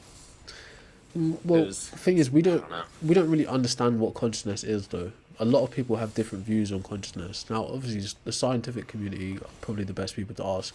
The second to them would be like the philosophers and stuff. Hmm. But like, I'm working with a lot of like neurological people and yeah, like in general, like, just scientists and stuff to try and figure out what this stuff means. yeah, because it's like It's not. it's not something that you can give a simple black and white answer to. That's the problem. The most I could say Yep. as like a non-scientist, non-philosopher is that consciousness is just the ability to experience an awareness. But trying to figure out where that comes from, what causes that to arise, is probably the job of the scientist in the first place.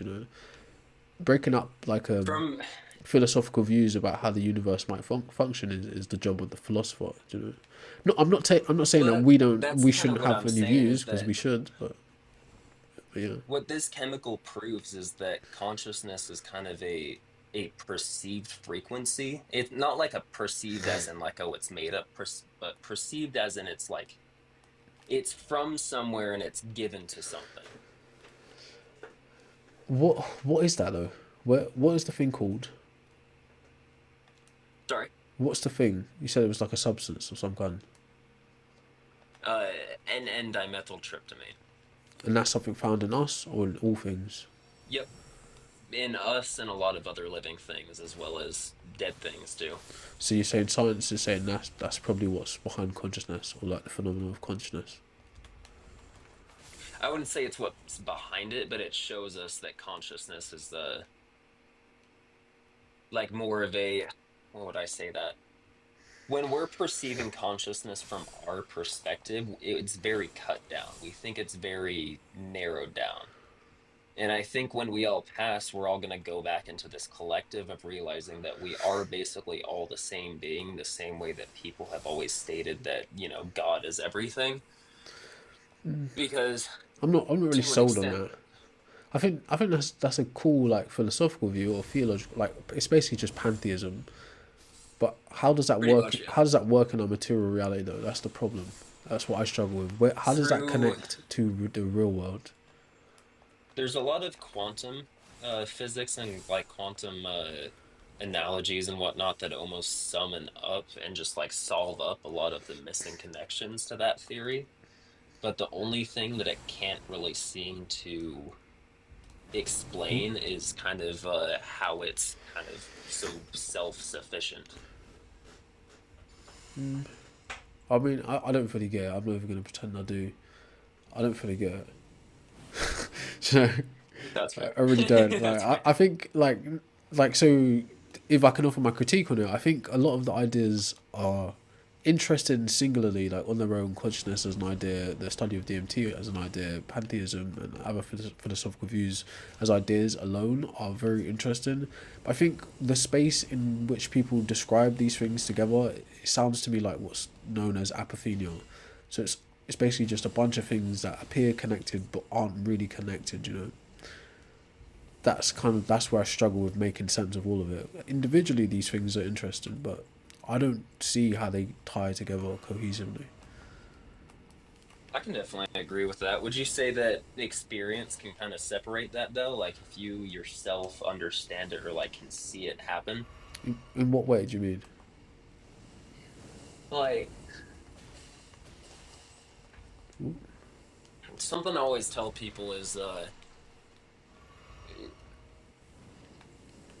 man, what would be a good fucking analogy for this actually? If if you had the choice to take the red pill or the blue pill and understand whether your reality was constructed or just to keep living in an illusion, and whether it was an illusion or not, like which side are you taking? It's that kind of choice. How? How is it that kind of choice?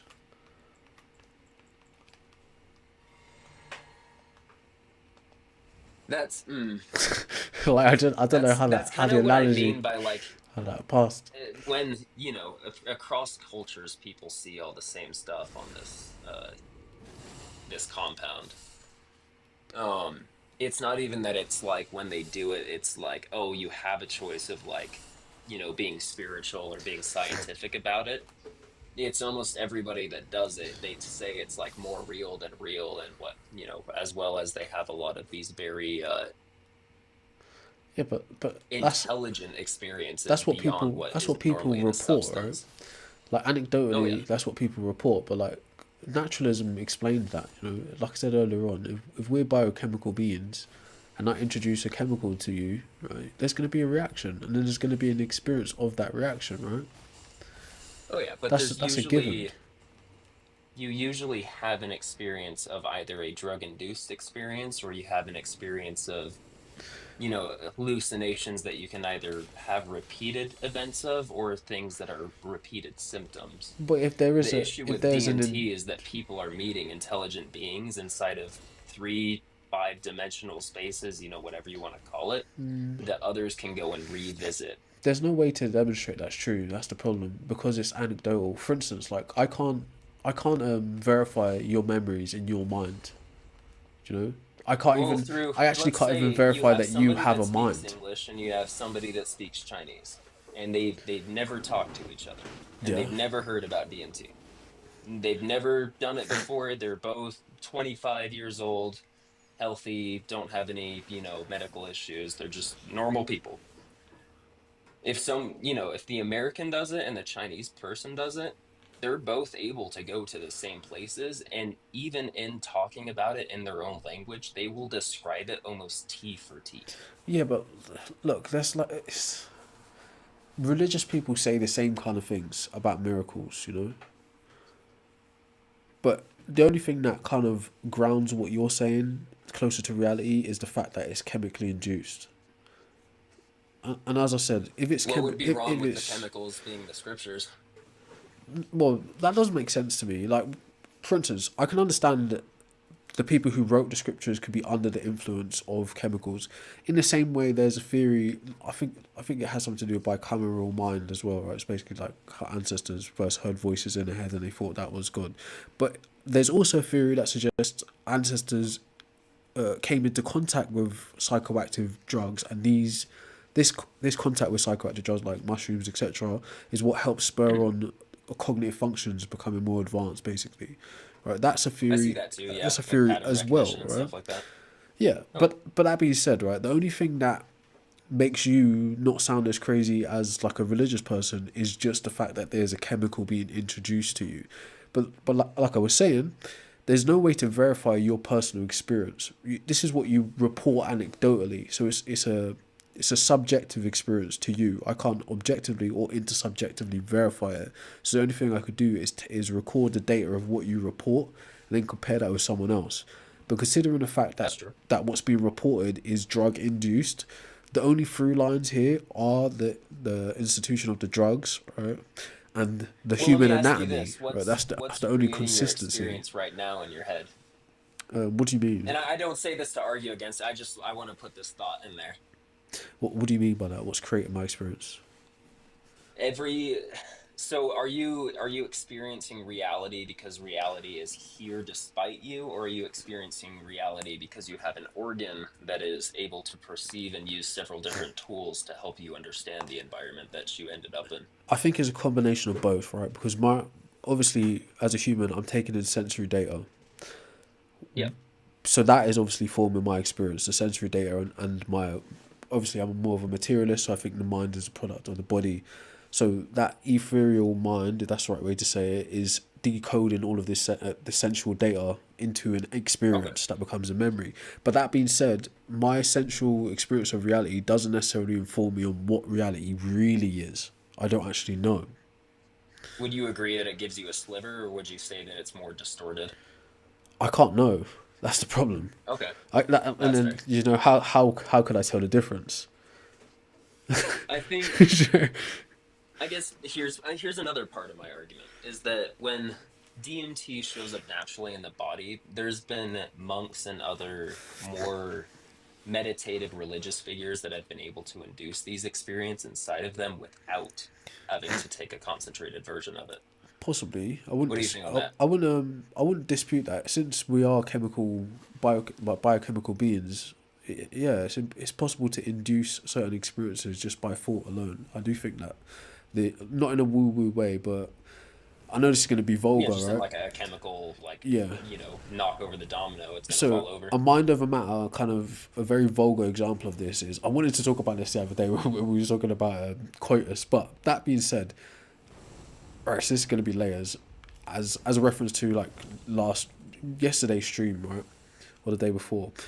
Basically, the context of that conversation was basically the interaction of sex isn't actually just the physical interaction. The reality of it as a human is the fantasy, which is the psychological layer on top of it. An Yeah, average and there's animal, also a chemical layer of right, almost addiction. right. But I don't want to lose my train of thought here, right? But Yeah, sorry, keep going. so yeah, the physical interaction of sex is animalistic, right? But the higher or the spiritual or the mental, depending on what you subscribe to, is the fantasy that you place on top of it. How can we say that the fantasy is more important than the physical act? In the same way the monk can induce the secretion of DMT, the vulgar example I wanted to give is when you go to sleep, you can actually you can come in your sleep, right? I know this is vulgar, like I Oh yeah. said, but there's not external stimuli happening when you release those chemicals and those hormones, pheromones, etc. It's purely psychological. So it's a mind state that's bringing on this physical reaction. So that being said, it would be expected that a monk could release DMT or whatever the chemical is, since his body already has the capacity to produce it, just like serotonin or whatever. So I wouldn't think that was So was ridiculous at it? all. It's just whether what the effects are and what he does with it is what's in question. Yeah.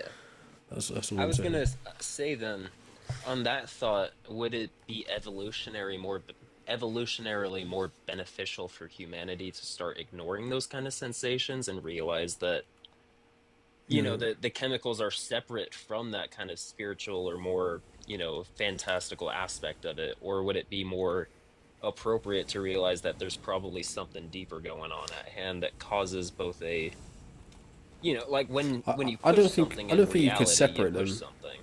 I really don't think you can separate them because your whole subjective Yeah. experience is based on sensory data anyway. So I don't think you could ignore it. It's like you could maybe become numb to it in some sense, but for you to be Mm. able to say that you're conscious, you're taking in external stimuli.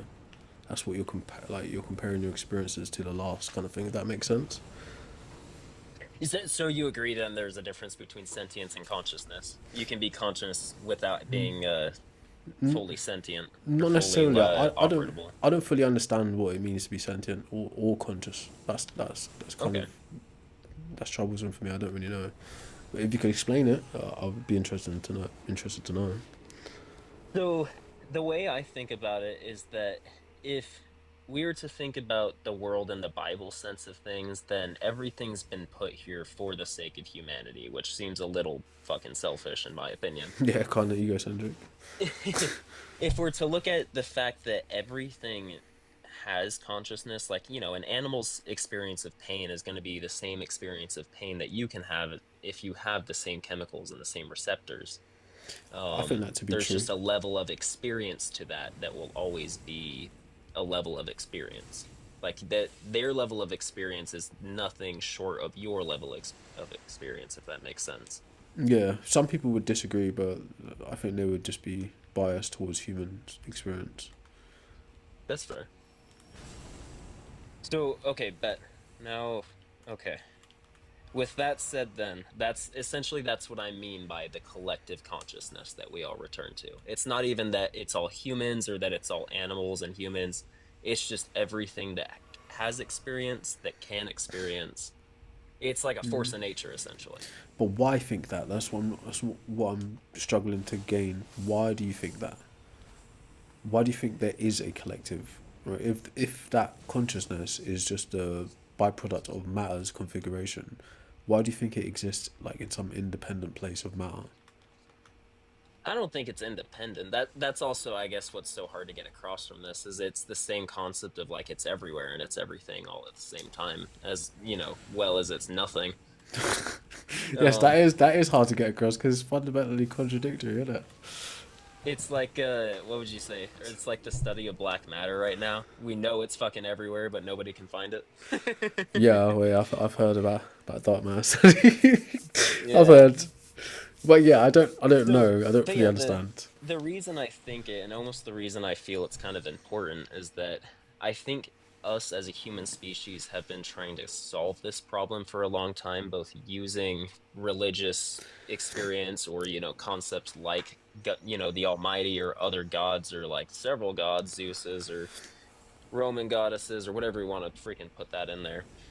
Um, I think that understanding that consciousness as a force of power, just like, an undestroyable energy, it will help us all realize that, everybody's experience is unto a certain point valid because they experienced it.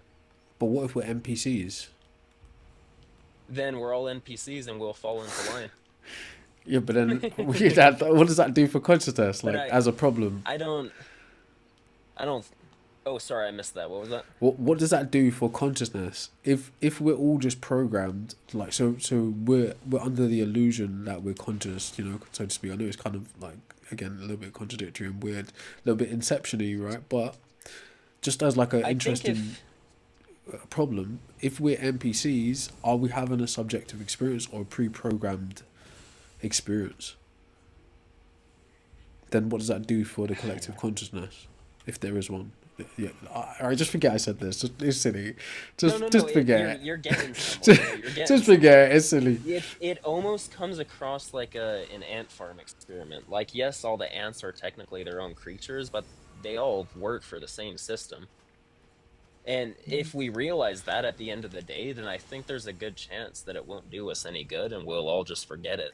But then the question will fall back to, right, so if there's one thing like pumping out the consciousness into the universe, what is responsible for that? That's what it will come Mm. down to. Right, so if you were to say, all right, yeah, reality is just consciousness, all right, then what is keeping consciousness in the air, so to speak? What is it? What is the gravity or the anti-gravity that's that's suspending consciousness, or e.g. God? What is that? That's Oh shit, you got me looking at this problem from a different perspective. Holy fuck. well, yeah, it would have to be because unless you're gonna say like it's a similar kind of situation we had before with the other caller, where yes, physicalism runs into an infinite regress, but so does this idealism kind of view as well. Because at some point you're going to have to say, well, it's just a brute fact that consciousness exists on its own. It's just independent of all things. How can we know that? Do you know? This is very fair. Hmm. So, Oh it's shit, man. going to be an There's inception always, one it's way. like whenever I find the answer to one problem, I find a new question. I think, well, yeah. The problem is we can't know for certain. And anyway, it's fun to like joust Yeah. at it. But Oh yeah. shit, who's to say, right? I think maybe if you go too far in the direction of idealism, you probably find yourself in materialism and vice versa. I think. But I think too we all have to, I don't know, if we take reality a little less seriously, like if we almost look at the concept of yin and yang, it's yes, we can freak out and be like, oh my God, that's what, quantum fusion is and like blah, blah, blah. But I think at the end of the day, we can find quantum fusion just through the mere fact of understanding that things are going to have a reaction. I don't know what If you quantum do fusion is, something, bro. something else is going to happen. I don't know. Oh, quantum I fusion don't know what is that is. like infinite energy, essentially. And the ancients knew about it well before we even discovered it in math, but it's still technically not proven to be like, what would you call that? You can't really do it properly without expending more resources than is worth it. Okay.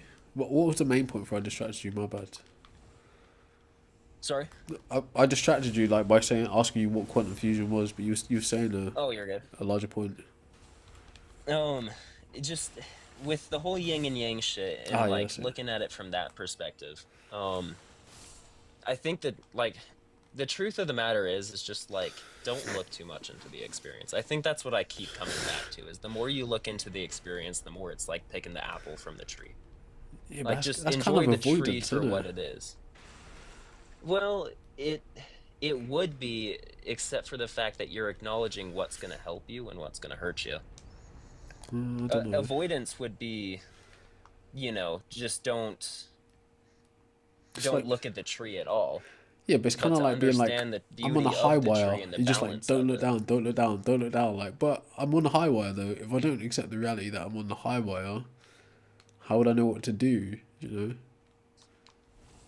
Yeah, that's not what I'm saying at all. What I'm saying is,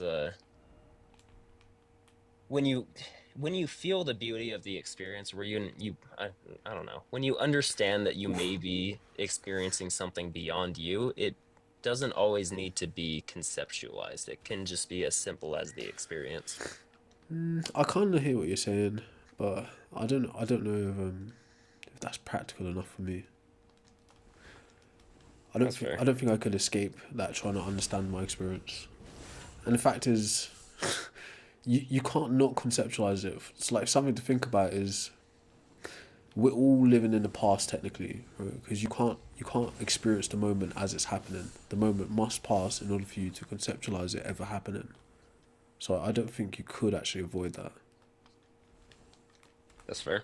So I know like in the modern time it's quite woo woo, like it's be in the moment, but you can't. It's not even possible. You know, so again, it would be a type of escapism. Maybe. I That's an argument I have a lot with just normal, like sometimes day-to-day patients, whether like the work with like the psychedelics and like the therapeutic work and stuff, whether that's just like a placebo form of escapism that seems to work. And the simplest thing I can say is that the person taking psychedelics isn't trying to escape reality, they're trying to understand it more. I think it would be an individual case. You'd have to decide that. That's true too. I think it. I've also have seen some cases where it's just pure substance abuse. Yeah, I think in the same way So that I'm playing a game, some people would play the game in order to escape reality, and some people would play the game in order to just merely entertain their mind. One could say oh they're yeah, the same thing, but you can exercise your mind through playing a game, or you could also try to escape reality by playing a game. In the same way, you could man, exercise I your play mind. Elden Ring to piss me off. Oh yes, it's Yeah. designed like that, isn't it? I But pre-ordered that game, dude, and I still haven't finished it. I need to. what? Yeah, you need to put in hours, bro. Oof. Yeah, that's what I always liked about the Dark Soul games. Ah. Is it's just about grueling yourself to where you're like, yeah, Agreed, Doctor all Umar. right. Don't do drugs, bro. Oh yeah, don't do. I do not condone illegal activities or substance use. I am a I, professional in the space. I Go don't work with condone therapists and legal doctors. use either. Let's minimize legal use too. Yeah, Let's be go work natural. with a therapist and doctors. The world is changing right now, and there's a lot of help out there. So there's no need to go to street stuff. It's not worth it. But that being said, right, what do you think has pushed people in this direction? Because like you mentioned earlier on, you referenced Joe Rogan. Now I'm no stranger to watching a Joe Rogan podcast, even a Mike Tyson podcast, and it seems Oh to yeah, be quite like a cultural. Let's just say like how would you say, not necessarily a coming of age type of thing, but it just seems to be like a cultural ritual for certain types of characters to go into these spaces, and before you know it, they're licking a frog and they're telling you about how enlightened they are. Also, while selling you something, of course, because they can't not. yeah. Okay, so There's always got to be a product with it. yeah, it seems to be like I don't know, I don't want to say it's a scam, but it's just like a trend or a fad of some kind. But it seems to gravitate certain types of people. So what do you Yeah. think So about that? this is let's see. I did some research on this like a year ago into understanding how many people were using psychedelics for integration and how many people were using them for substance use, and whether the group that was using it for substance use, like experience or recreational, had more benefit than the group that was using it for the benefits. And very quickly what we found is that they have the same rating margin of almost benefit. How what's um the metric? How you figuring out what the benefit is? so it kind of comes down to like you can kind of look at someone's both medical experience, like what they've been through, whether it's therapy or through the doctors, and you can also very easily kind of listen to a person and like look at their habits and understand who they were before and who they are now and see the benefit that has occurred. And from essentially from what I studied was kind of people going on their own path to sobriety or natural sobriety, because that's kind of the easiest, I guess, identifier of someone having a very natural, enlightening experience is they just choose to treat their body better. They choose to, eat healthier, cut things out of their life they don't need, get sober from one thing, change it to another, or even cut everything out entirely. Um, from the people who were in like the rave scene and stuff like that, that took a lot of ecstasy, um, the people who had more spiritually enlightening feelings, like they felt connected to the universe and stuff like that, as well as they didn't add other substances onto it, they didn't drink more, they didn't put anything else into the night, they just did their thing. These people 5-10 years down the line are either completely sober, they're either health addicts, they're either gym nuts, or there's Yeah, something that but kind of shifts within the head. to me that also speaks to the same kind of like it's like an archetypal type of thing. Like these are the types of people that do these types of things anyway. Do you know if that makes sense? Not saying I'm like judging people. Obviously, I am judging people Mhm. because who isn't? But like Yeah, categorically, it's just like like the it. people who are automatically going to go on that journey will find this stuff anyway. Yeah, like I was gonna say some really Okay. stereotypical shit, right? Which was gonna be kind of low key bad, right? So I'm glad you glad you stopped me from saying that actually. You're all good. But I don't know. I don't know. How do you quantify a spiritual experience scientifically? You how do you quantify that? Yeah, that one's kind of up in the air right now, but from what I can tell works and what doesn't work, if if your experience in a spiritual experience, if your basis in a spiritual experience comes from shapes, colors, patterns, or like things that are already connected in your understanding of the world, it's not a true spiritual experience. Whereas Wait, if you have say that a, again, bro. yeah, so if you essentially, if you're identifying your experience through patterns, colors, or things that you have already experienced, like, if you're seeing Jesus in your vision, Oh yeah. it's probably not a real spiritual experience. That's more of like the drug induced type stuff.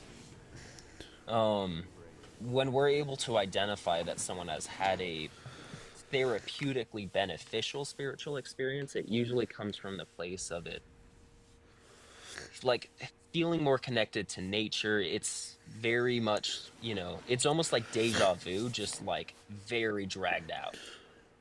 That's And there's also, I'm sure you know or have heard of like ego death. yeah, It's like the yeah, of course. concept of like the ego collapse. And I I would almost say to an extent that like some people think ego death is a spiritual experience, and I would have to deny that because ego death is almost a effect of the drug.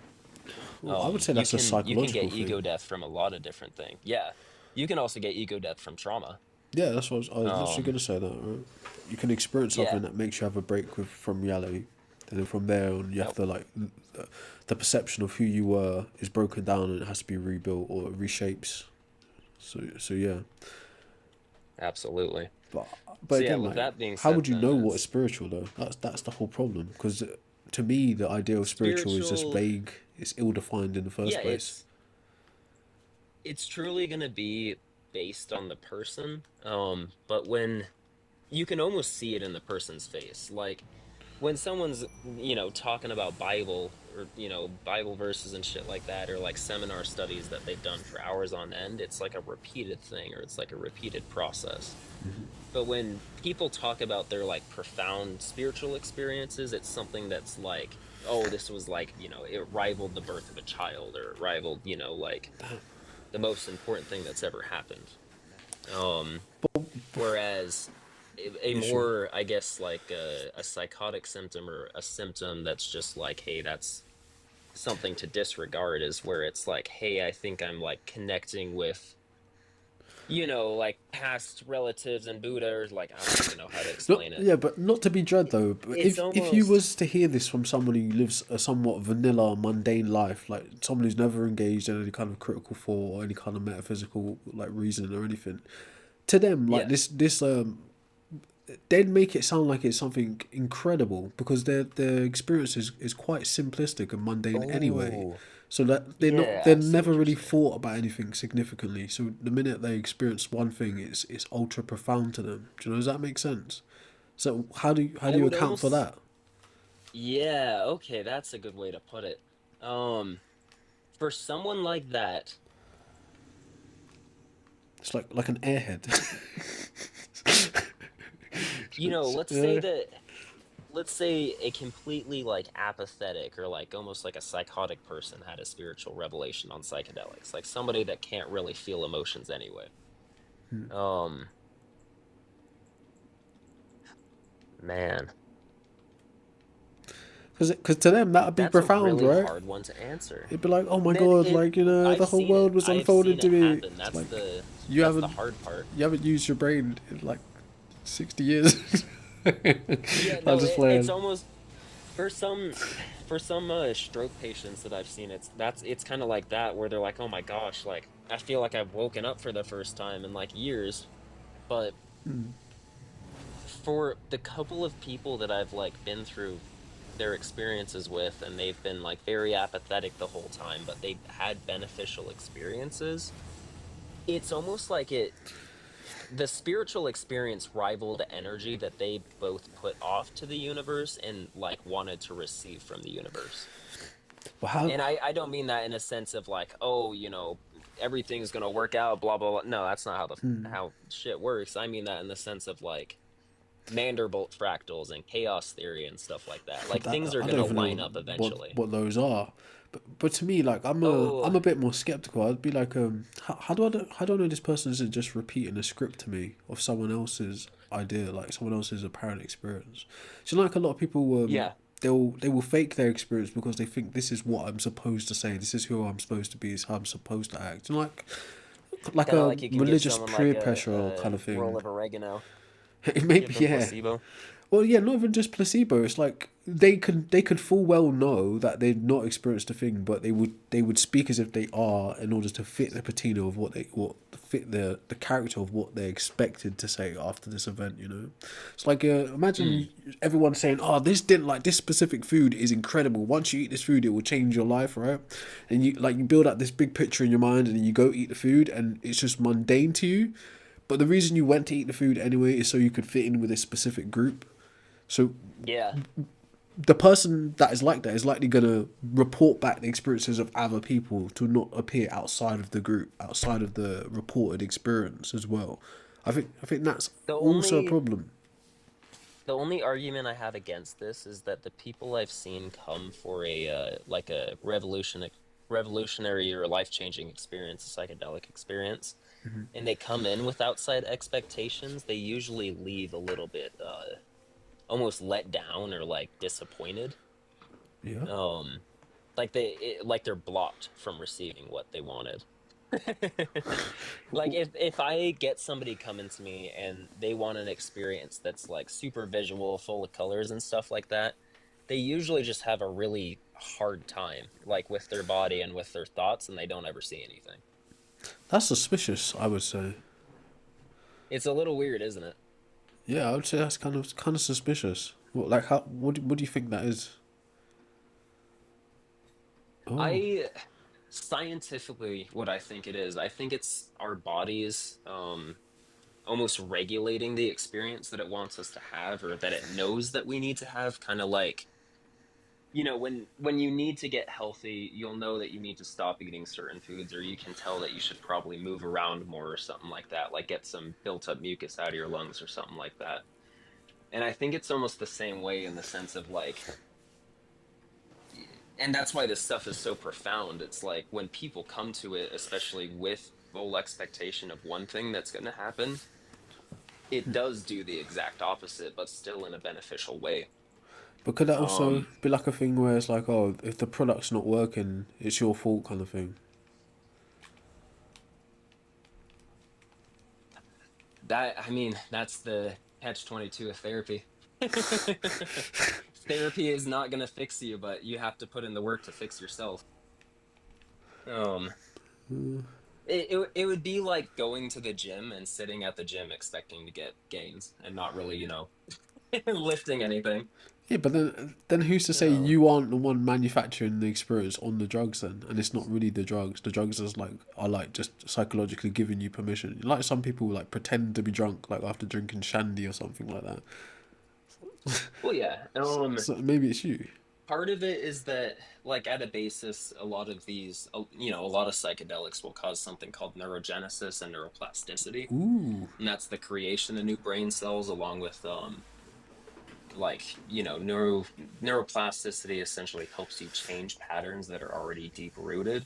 So if you have things like brain damage that you're trying to work on, the reason why it synergizes so well is because you're not only building new neural pathways and adding new brain cells into the mixture, but you're able to take the damaged ones and almost like put a new blanket on it and say like, hey, instead of doing this, you do this. I think that to me sounds like the most important part. That's what I would be more interested in, the actual physical implications of it. If you can basically just heal dead brain cells, like, is that what you're saying, or like reinvigorate your mind in You can some way? put new brain cells on top of the dead ones. Is that what's called neurotropics? No, almost. So neurotropic is essentially a class of substance, and neurotropics is anything from coffee to marijuana to a lot of psychedelics. Okay. But it essentially naturally reacts with your endorphins in your brain.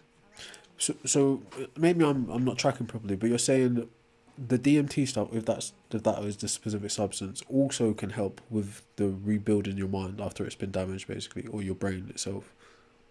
Yep. And to a certain extent, your brain produces it. But I think what we're studying or what we're finding is that some people either have a lack of it or they've like their body just loses the ability to either process it properly or produce it. So it's going to be like a DHT replacement therapy soon, then, basically. Oh, dude, yep. Yeah, We just here it had comes.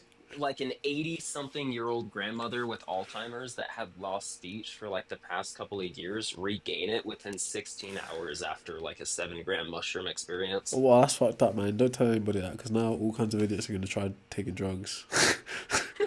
Yeah, If that's true. everybody Again, that heard that don't here, that condone was illegal completely activity. anecdotal. Right, exactly. That was completely anecdotal, and like you're unlikely to get the same results. So please do not attempt to take any substances. This is just for educational purposes. I'm trying to learn stuff, so don't just go pursue this. But the interesting And if part you of would what like I'm to follow saying. me, I am a professional. I post on this stuff a lot, So he so. says, I've not verified this. Okay.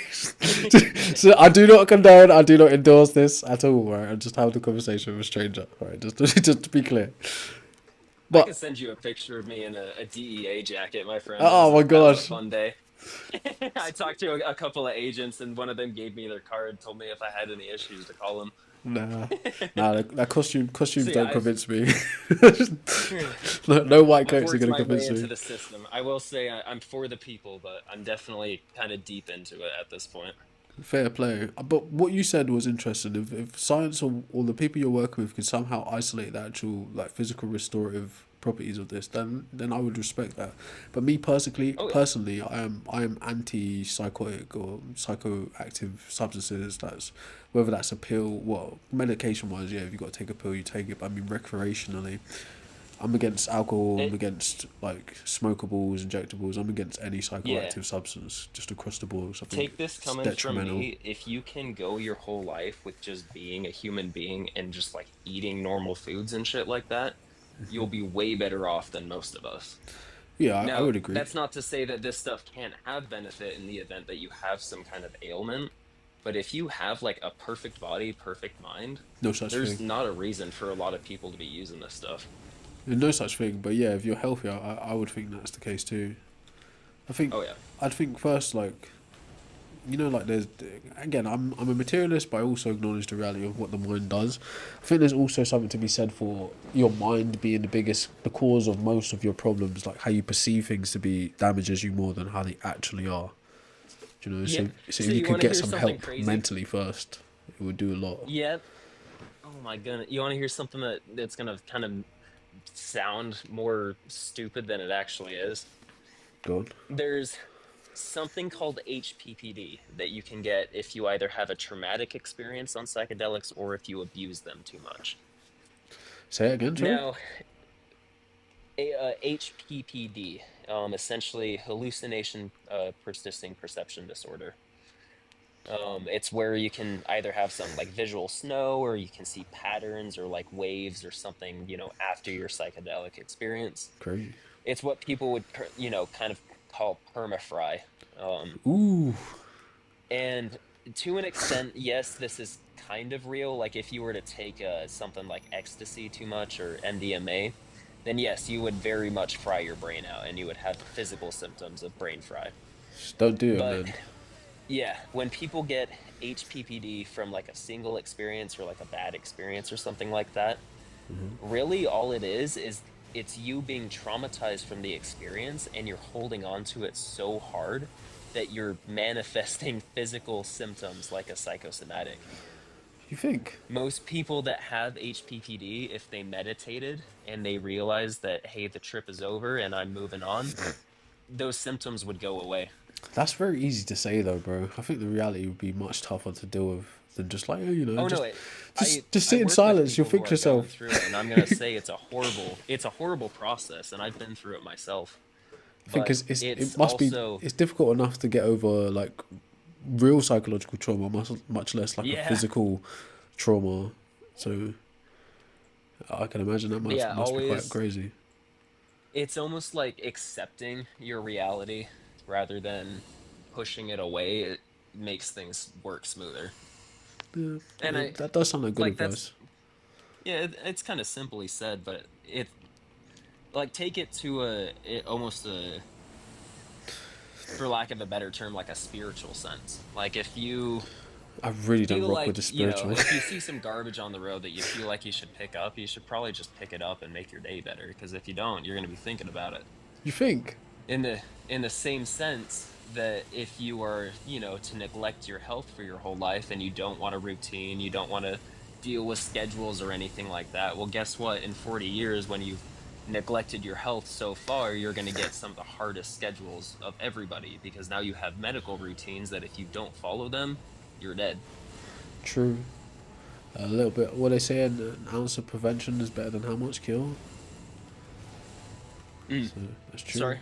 There's like a Go saying ahead. that basically prevention is better than cure. So like, Yes, yeah, opt for the prevention before you need the cure.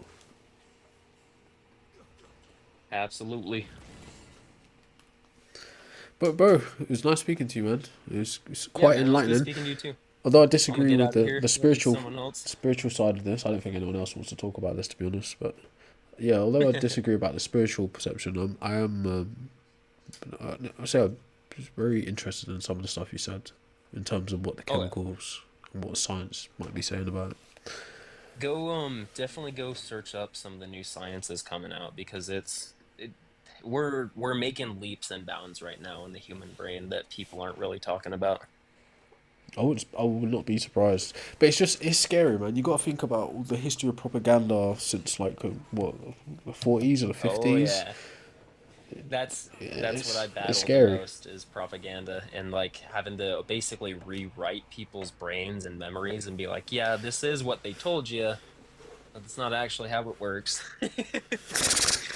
Yeah, like yeah, Uh, even like again, even myself, I'm anti any psychoactive substances because I'm very aware of the real world implications on the psyche, right, and what that goes on to do. oh yeah. Like whether you're having a bag of green or a couple of drinks or or some other substance, it can go from hey, this is a one-time experience to this is everything. Nothing else Yep. matters.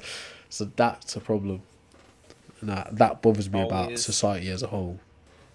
yeah, always err on the side of caution. And if at the end of the day you don't feel like you shouldn't do it, just don't do it. Yeah, It that's doesn't right. matter what Don't do other it. people say.